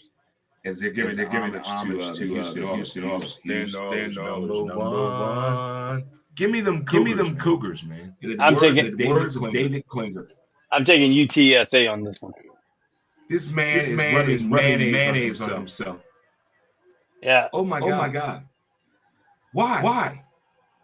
Southeast Missouri State at number 16, Kansas State. Who you got? BK State. Yeah, I'm taking Kansas State on that one. Central Arkansas versus Oklahoma State. Who you got? Oh, Scotty Pippen. You're not going to be OK State. You get OK State. Yep, I got that one too. He might blame Michael Jordan. That's the highest waitress they can find to bring food to the table. Wow. He might find Michael Jordan fault if Central Arkansas loses, but that's okay. Scotty. Bethune-Cookman at Memphis. I'm sorry, at Memphis. I've been to a few parties at Bethune-Cookman, so I'm going with Bethune-Cookman. I'm taking Memphis on this one. Alcorn State at Southern Miss. Alcorn State. What we call that? Jerry World Rice University. When he used to torch them as well as Aaron McNair. R.I.P. Steve McNair. Give me Alcorn State. You taking that? I'm gonna take them too because I ain't picking nothing that Brett Favre done at Southern Miss. So He stole all that damn money. Stephen F. Austin at Troy. Who you got? Who they playing? Stephen F. Austin playing who? Troy. Austin playing who? Troy. The women of Troy. The women of Troy. Give me Stephen F. Austin. I'm taking Troy on this one. All right, Middle Tennessee will go into Denny Cook And then Bryant Denny Stadium at number 4, Alabama, in Tuscaloosa, Alabama at 7:30. SEC Network. Who you got? Nobody goes against Saban in September. Nobody. It's just common law. I think it's sacrilegious.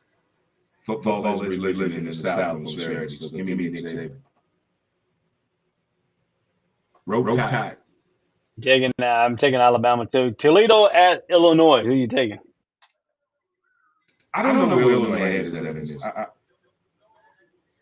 I'm gonna go with Illinois because I want to know what's going on with that school university football. So I'm gonna go with Illinois right now. Yeah, Illinois. You don't bet against Brett Beamer on Villanova on his first game. He's undefeated on his first game, so I'm taking Illinois on that one. All right, my friend. We're gonna go here. We're gonna talk a little bit about the South Carolina Gamecocks goes into Charlotte, North Carolina to play on the University of North Carolina Tar Heels. Spencer Rattler versus Drake May, the quarterback.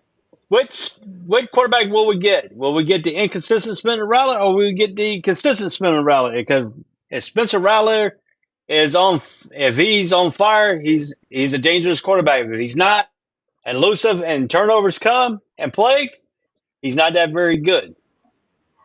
But Drake May, on the other hand, he's got to play against. He's still got his center, but he's still got some new offensive linemen that's got to protect him. And plus, the weakest part is the blind side for him. There's a new tackle on that blind side, but we don't know if Taz Walker, the high-flying Kent State transfer that put on in Georgia, if he's going to be able to play in this ball game because of eligibility that we talked earlier in this broadcast about.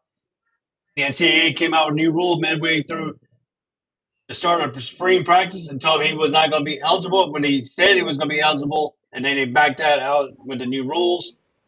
So, my friend, what is the take on South Carolina and Spencer Rattler in this ball game?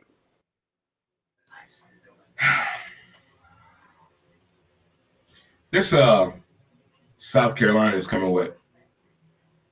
142 miles. Carolina is coming what? 82 miles. It's a home and home game. They're playing in downtown Charlotte. This is really the Hatfield and McCoys.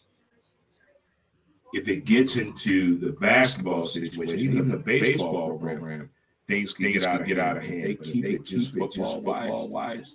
I can see Carolina taking advantage of the situation. But in the words of Lee Corso, not so fast, my friend.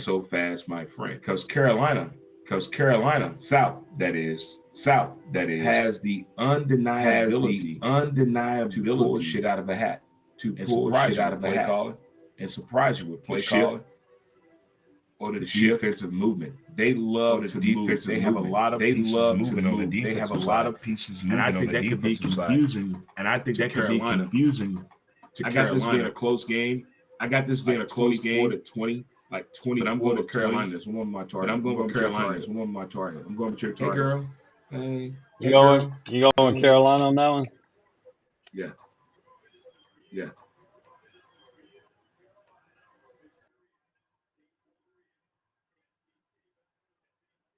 All righty. So, to me, I think that's the things for North Carolina has got to be in play here. First of all, I need to see how their defense is because their defense was terrible last year, getting up 271 yards per game. They had no pass rush going into that. That's going to be the issue, trying to get pass rush on Spencer Rattler, who can now beat you with his legs too. So you got to watch out how you pressure him. But they do get Tamon Fox. They do get one of the Fox brothers back from the suspension last year that really hurt him. So he's back in the starting lineup on the defense. They should be better than what they were last year. But to me, that's the focal point right here. That's the biggest thing I'm worrying about. It's not so much with the offensive side of the ball, but because they still got their running back core, which is British Book is coming back from the injury. He's back there. They had Green, who he did very well. But the offensive line is going to be a little bit of an issue for North Carolina this year because they got some new starters that they got to mess out. And when you go up against South Carolina's defense and Shane Beamer's thing of defensively, they have gotten some upfront guys. And South Carolina's coming off a big boost from last season. North Carolina's coming off a lecture started at the end of the year, losing some games, and then they played great against Oregon last year in the bowl game. Possibly could have won that game. But the thing I look at it here for North Carolina is I want to see what the North Carolina defense is going to do. Can they draw a pass rush? Can they play better on the defensive side and give up less than 271 yards? So that's going to be the focal point for North Carolina this year. South Carolina, on the other hand, is we don't know what Spencer Rattler is going to do. We don't know if he's going to be on his game, or if he's going to be off his game. If the Carolina defense can force some early turnovers and get in Spencer Rattler's head, then Rattler could be off, and South Carolina could be off. South Carolina's going to – yeah, South Carolina is going to go – their offense will go as much as Spencer Rattler is going to take them. That's their big playmaker. That's what you got to worry about. If he starts making passes and doing a run, we can't stop him. North Carolina pass has a problem against mobile quarterbacks, and I have stated before, mobile quarterbacks have killed Carolina in the past. And can they straighten that up a little bit too? So there's a little bit of things I'm worried about here, but I think it's going to be a close game. I think it's going to be really close than what most people are expecting. I know some of my North Carolina State friends, says that, they picked South Carolina to win, but I think it's going to be a better game than what most people expect. I think North Carolina does win. I think North Carolina wins on a field goal late in the ball game. It's going to be one of those type of games all the way through. So I got turnover.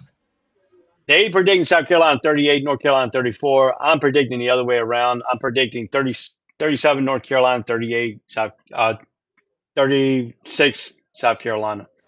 I got North Carolina winning by win. North Carolina, South Carolina, 28. But it's going to be some high power. Over and under in this game is 63.5. North Carolina is favored by 2.5 points in this ball game. So. Well, May almost threw for 5,000 yards last year. Then Rattler threw a little bit over 3. But he had 18-12 touchdown interception ratio. Rattler. So that's the pretty graphic right there. I forgot to put the graphic up, but there's the graphic right there for that one. So, we both got North Carolina winning this ball game. That's what you said. Yeah. Hold on. Somebody's at my door. North Carolina.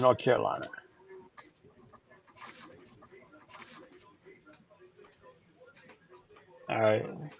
We're going to be wrapping up here on some rapid fires. We got a few more games here today to pick, and then we're going to we'll go to week 2 on the Thursday and Friday night games and pick those games since they're going to be played before we get back on the air on next Saturday. So that's how this rapid fire will go out through here. We still got a little bit more games that we're going to look at here to break down. We got the Coastal Carolina game coming up with UCLA at 10:30 on ESPN. I told Nate that's what he needed. He asked what game did you want to do late. I said the 10:30 game, which Coastal Carolina and UCLA game. It should be a good game there. Tim Beck, the former North Carolina State Wolfpack offensive coordinator, is now the head coach down in Coastal Carolina. And the Coastal Carolina's former coach has moved up to Liberty.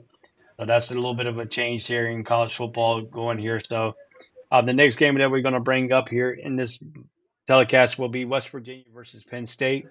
We'll be talking about a little bit here. I'll give you some overshadows while Dre's getting back from the person that answering his door here. This game is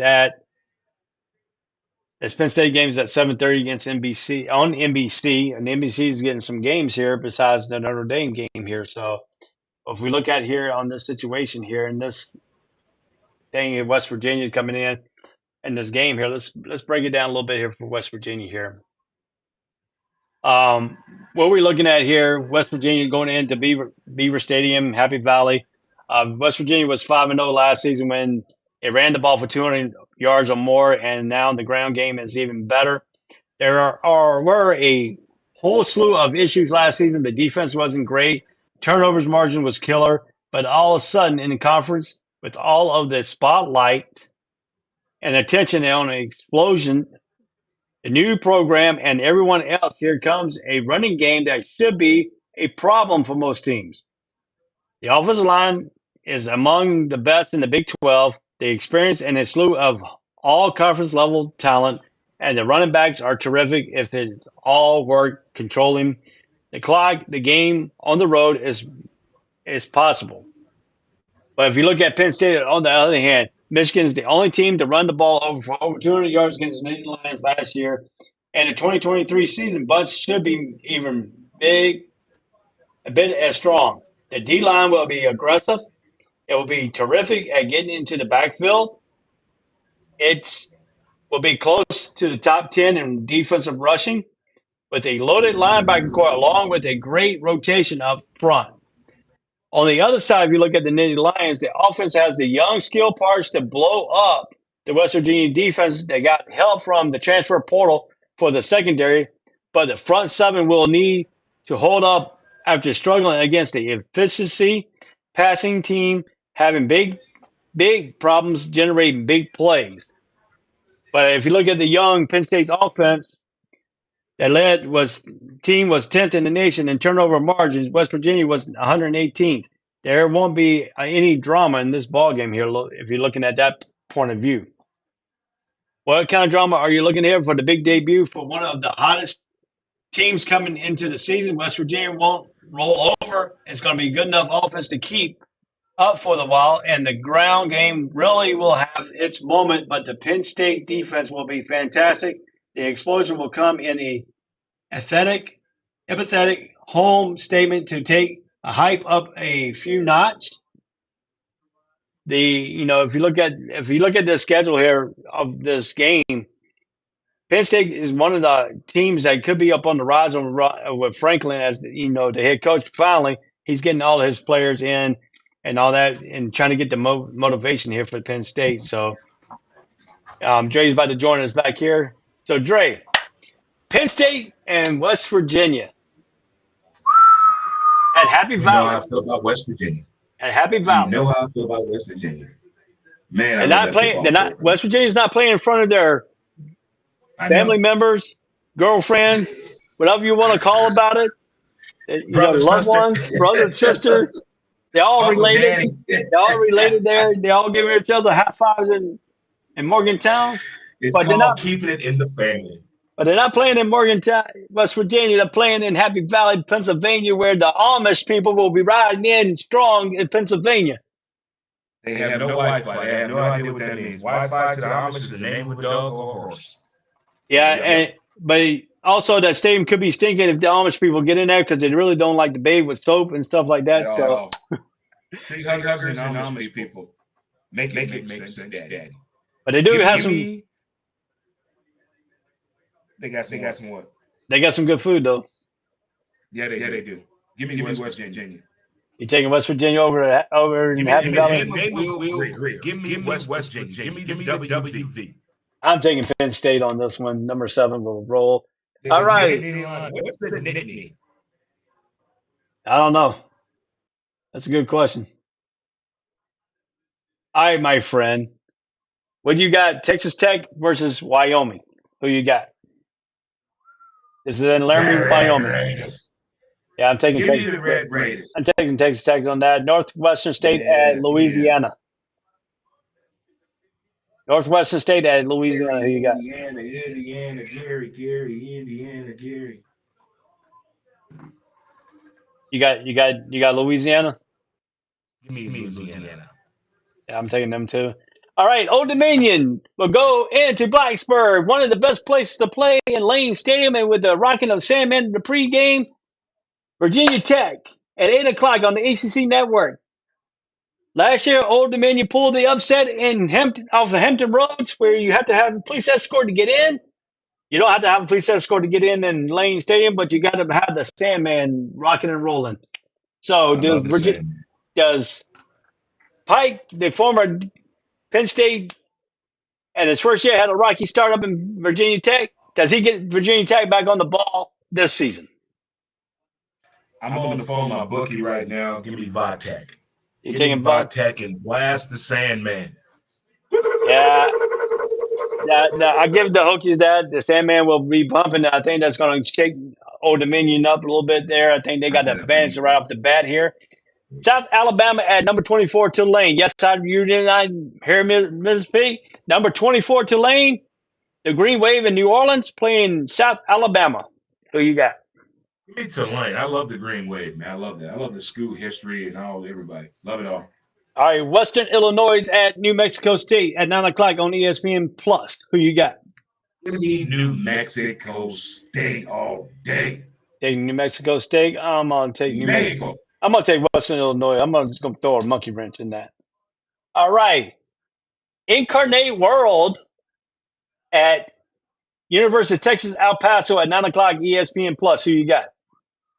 I love me some UTEP. University of Texas El Paso. Give it to me, UTEP all day. I'm gonna take you. I'm gonna take UTEP on that. Northern Arizona goes into Arizona at 10 o'clock on the Pac-12 network. Who you got? Give me Arizona. You taking Arizona? Give me Arizona. Give me the Sun Devils. Take the.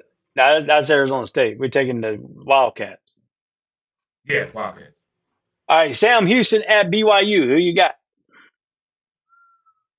Give me men that not allowed to have sex in college all day. Give me Brigham Young. That's probably why they're so big and strong.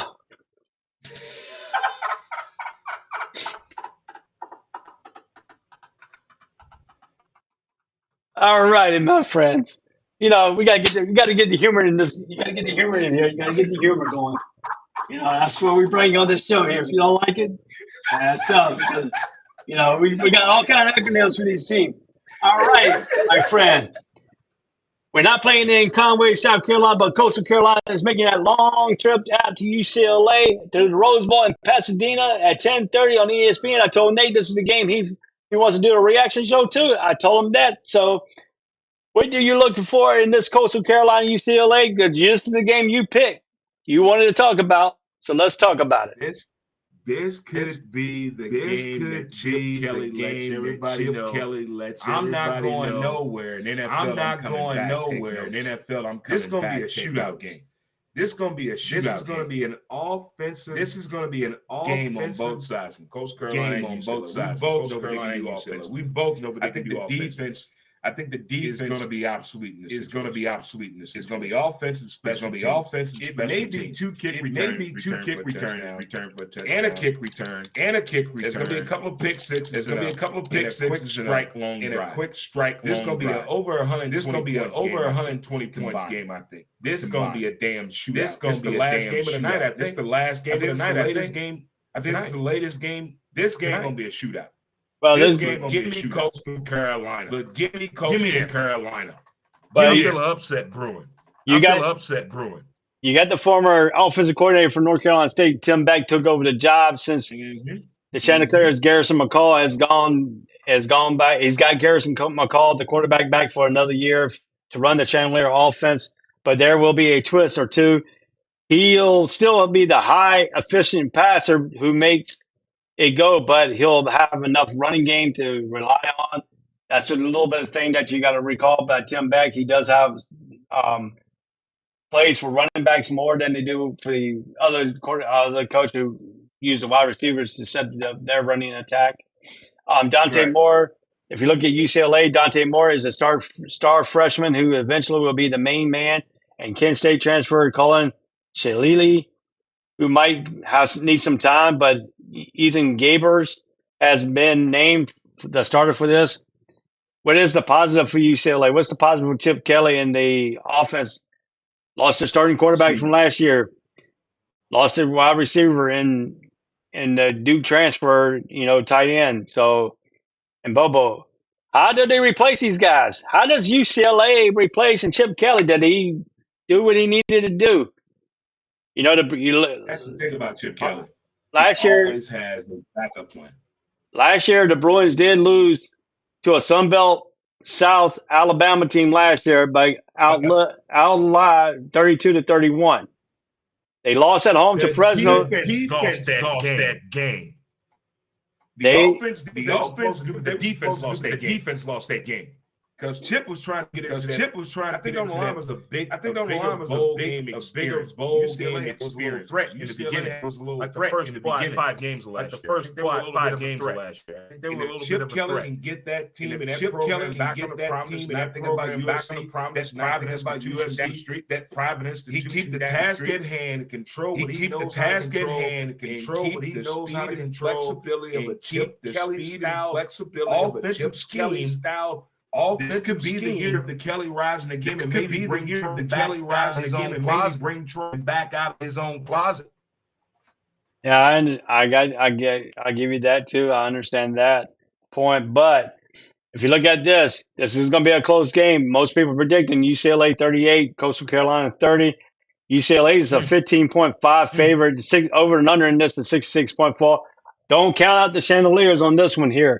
Do not count out the Chandeliers. I think the Chandeliers have enough to where they can go and pull this upset here out in Cavalier.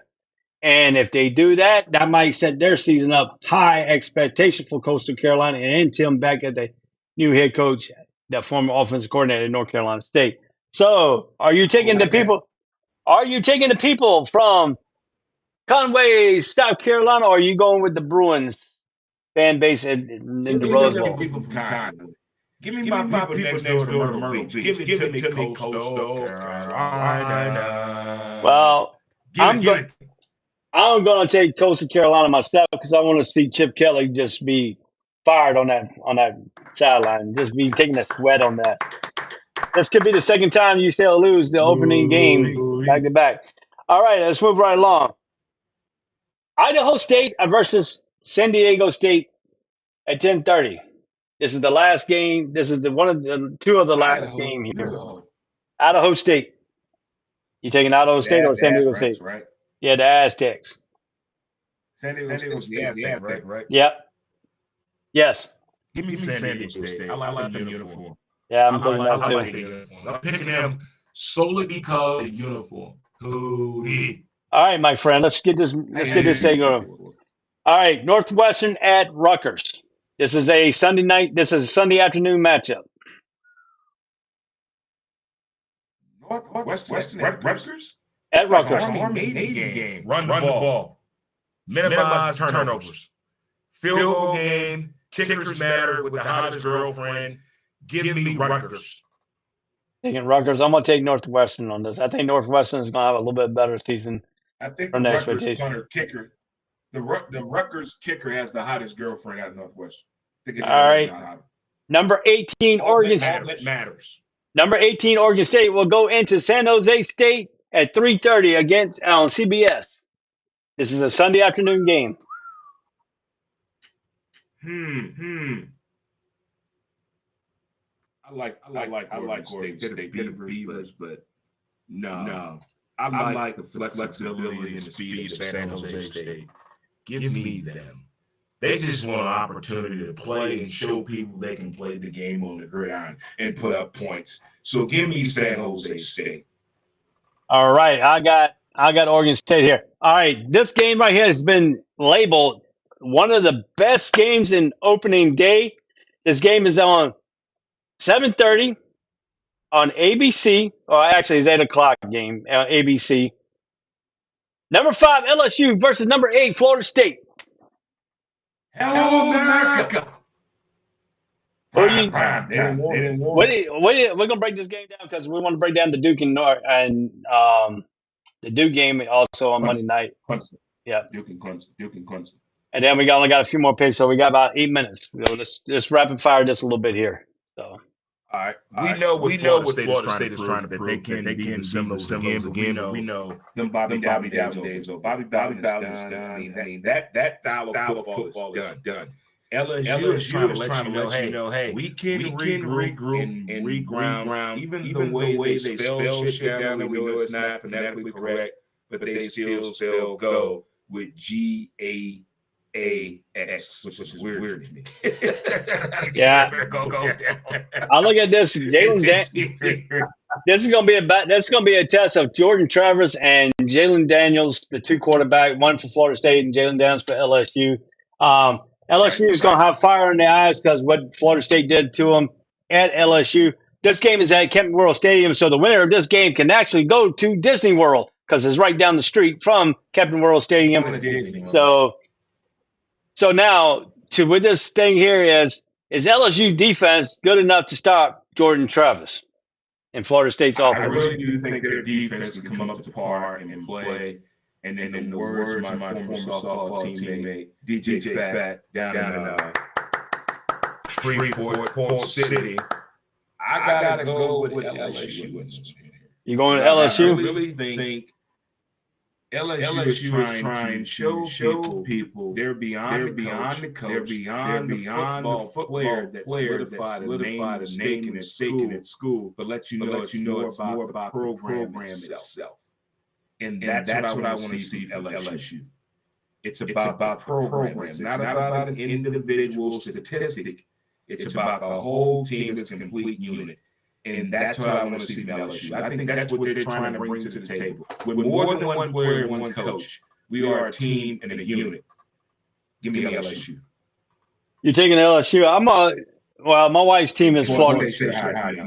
Yeah, my wife's team is Florida State. She likes Florida State Seminoles, but I think the chops is going to be broken here because they're not playing at Docam Stadium. They're playing in Camping World Stadium.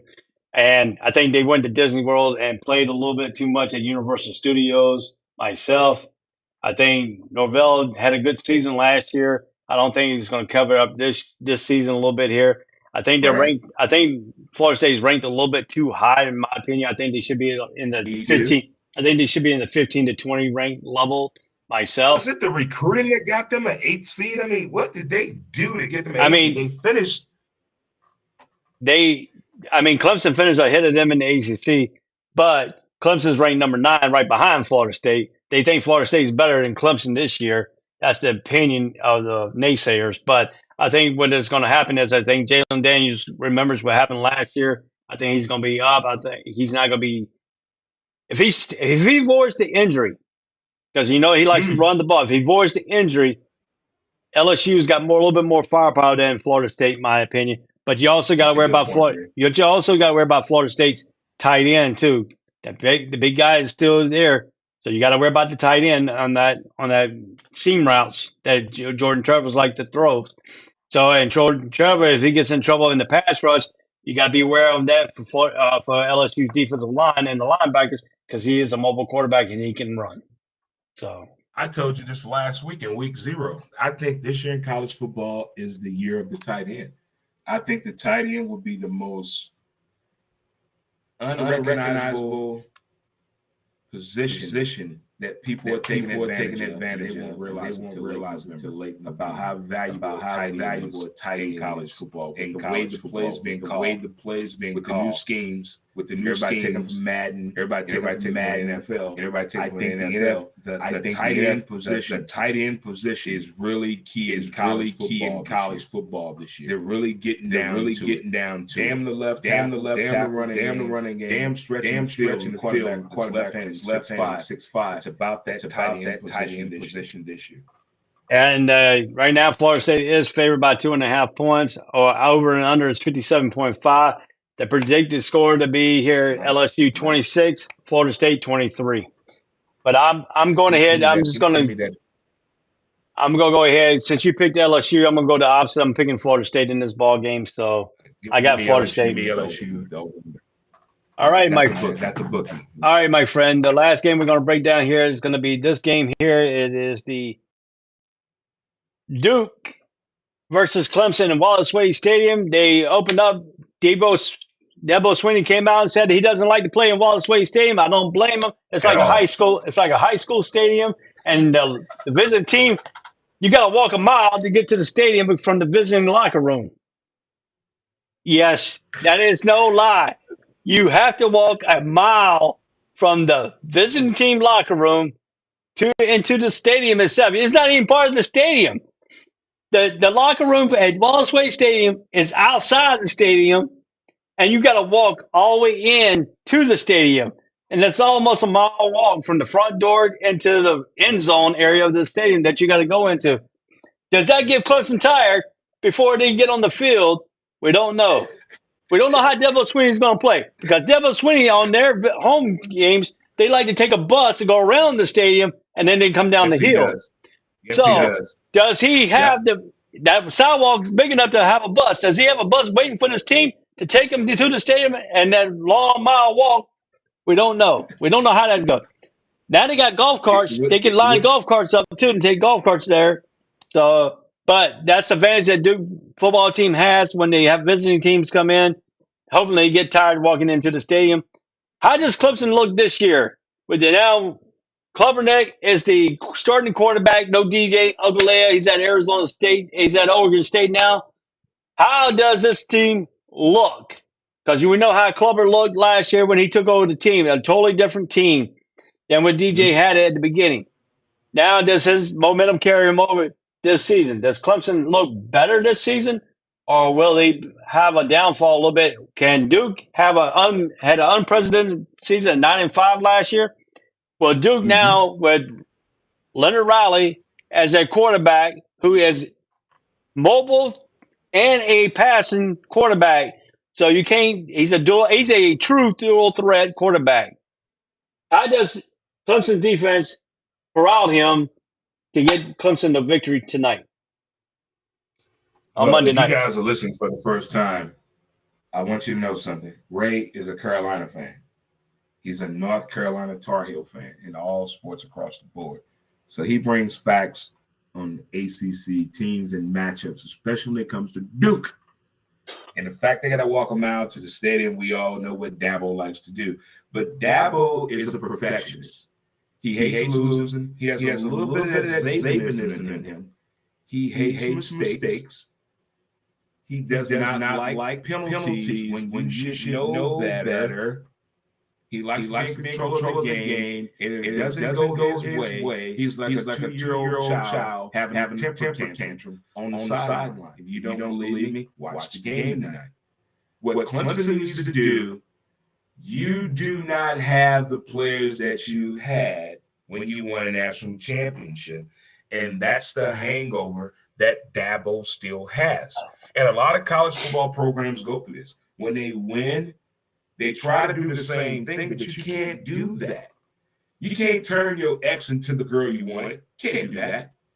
You can't do that. And that's what Clemson failed last year. He's trying to turn everybody into that team that won a national championship instead of realizing to deal with the task at hand and coach the players that you have on that program. Clemson's always been checked on defense. Nobody's ever challenged them on defense because the offense has always been the focal point of that program. But now I think it's more of a 60-40 split, and I think the defense is on top right now. Dabo doesn't like that. He wants the camera on. And I think in this game, he's going to try to do things when he had national championship. The days of Deshaun, the days of sunshine, the days of he's going to try to bring that back. He's going to try to bring that back. But just another game that. So I think this is another game where possession is going to come at key. And possession is going to come at key. Clemson defense. I think this is a game where Clemson defense. It's here to help the offense as well. It's here to help the offense. I got Clemson winning this game. It's not going to be a blowout, but it's not going to be a blowout. Because Duke realize what they can do the last 2 years. They know they can play with the big boys. They know they can play with the big boys. This is beyond the classroom. This is beyond the classroom. They actually have football players out there that want to get involved in this football program. And they can make a statement, not just winning this game, but being involved like a 20-13 or 20-17 situation. You can lose, but still winning with Duke in this. But give me Clemson all day.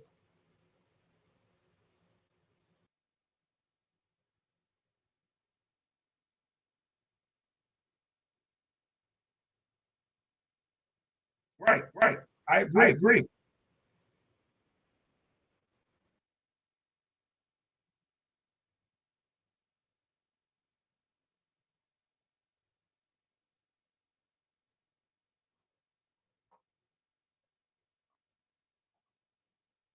$35.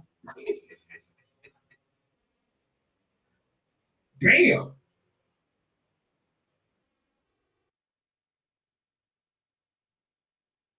I want to see, I know what Clemson can do recruiting wise and offensive. I want to see this defense step up. Show me you can get pressure on the quarterback. Show me you can cause a turnover by your defensive pressure. Show me a pick six that you did by the defensive play. I know what they can do on the offensive side of the ball. They can put points on the board. But other than that, and then Duke really showed the past 2 years. This is not Duke from 10 or 15 years ago. Duke can play football. They can play soccer. They can play lacrosse. They can play women's and men's basketball and a little baseball as well. But when it comes to the gridiron, people took Duke for granted, put points on the board. If Clemson come out here lackadaisical, things get taken advantage of.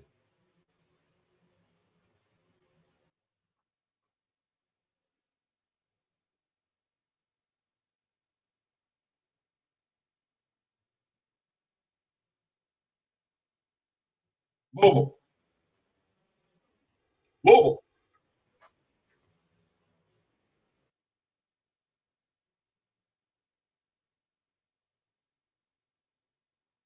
Gary, Indiana, Gary, Indiana.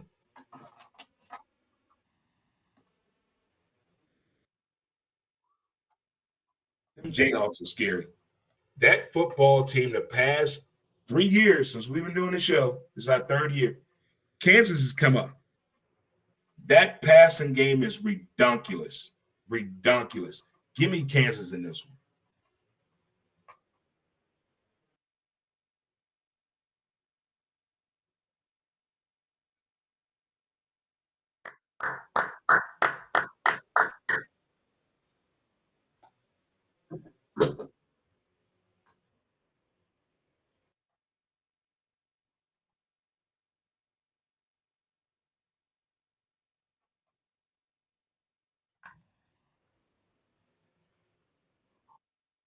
Yeah. We, we switched to a new system. So we're figuring out the kinks. Tune in next Saturday from 8 to 11 Central Standard Time. We still got you on the College Breakdown show with Ray and Dre. But still was a good show.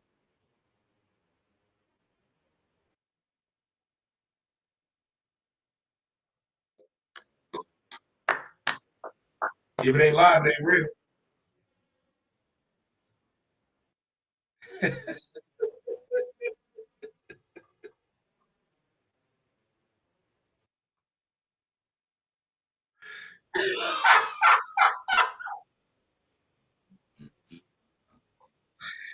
Keep it in the family, boy.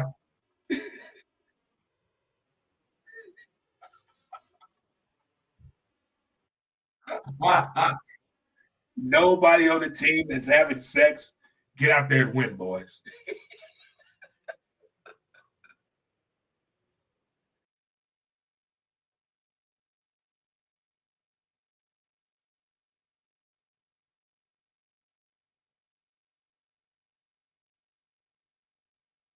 Lee Corso picked Carolina.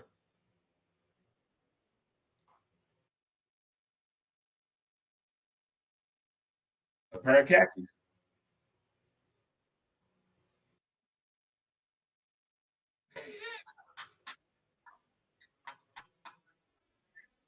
Oh my god! Oh my god! You're hilarious.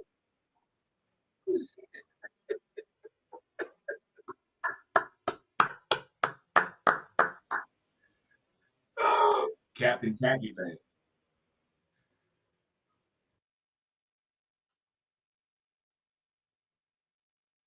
Yep.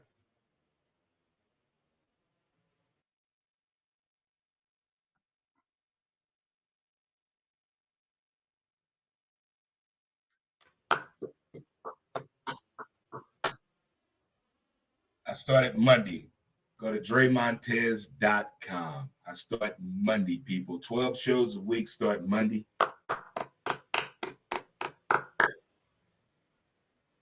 For sure. For sure. Gotta get you on there.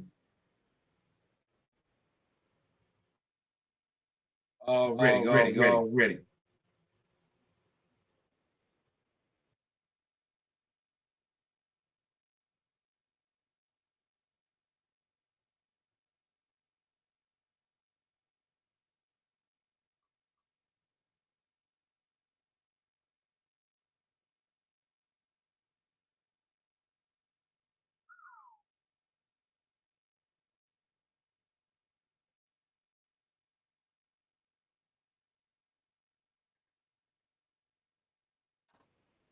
It is officially college football season.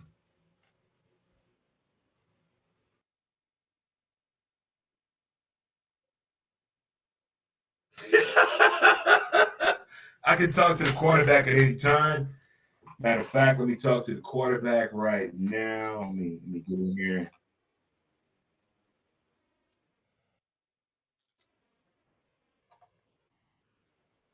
There we go. There we go. Red Rover out. Red Rover out. Woodchuck the Gray Squirrel. 32-32. Belly option on 2. Omaha.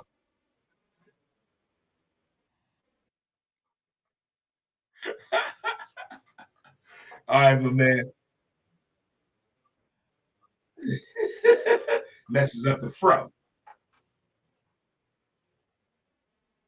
I take my wig off. This is fake hair, by the way. Oh, I do. We'll do it. All right, my man. I see you next Saturday. You too. I hope I win. I'm down by 5 games, 20-15, right? I'm gonna come. I'm catch you this week. Yeah, I got you. All right, boss. I see you. All right, for sure. All sports, all plays.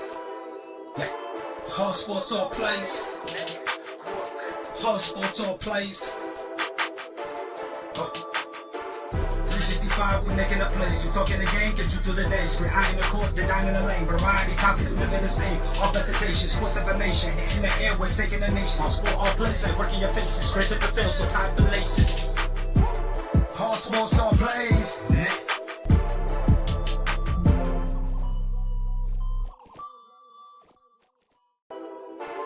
All sports, all plays. All sports, all plays. All sports, all plays. 365, we making up.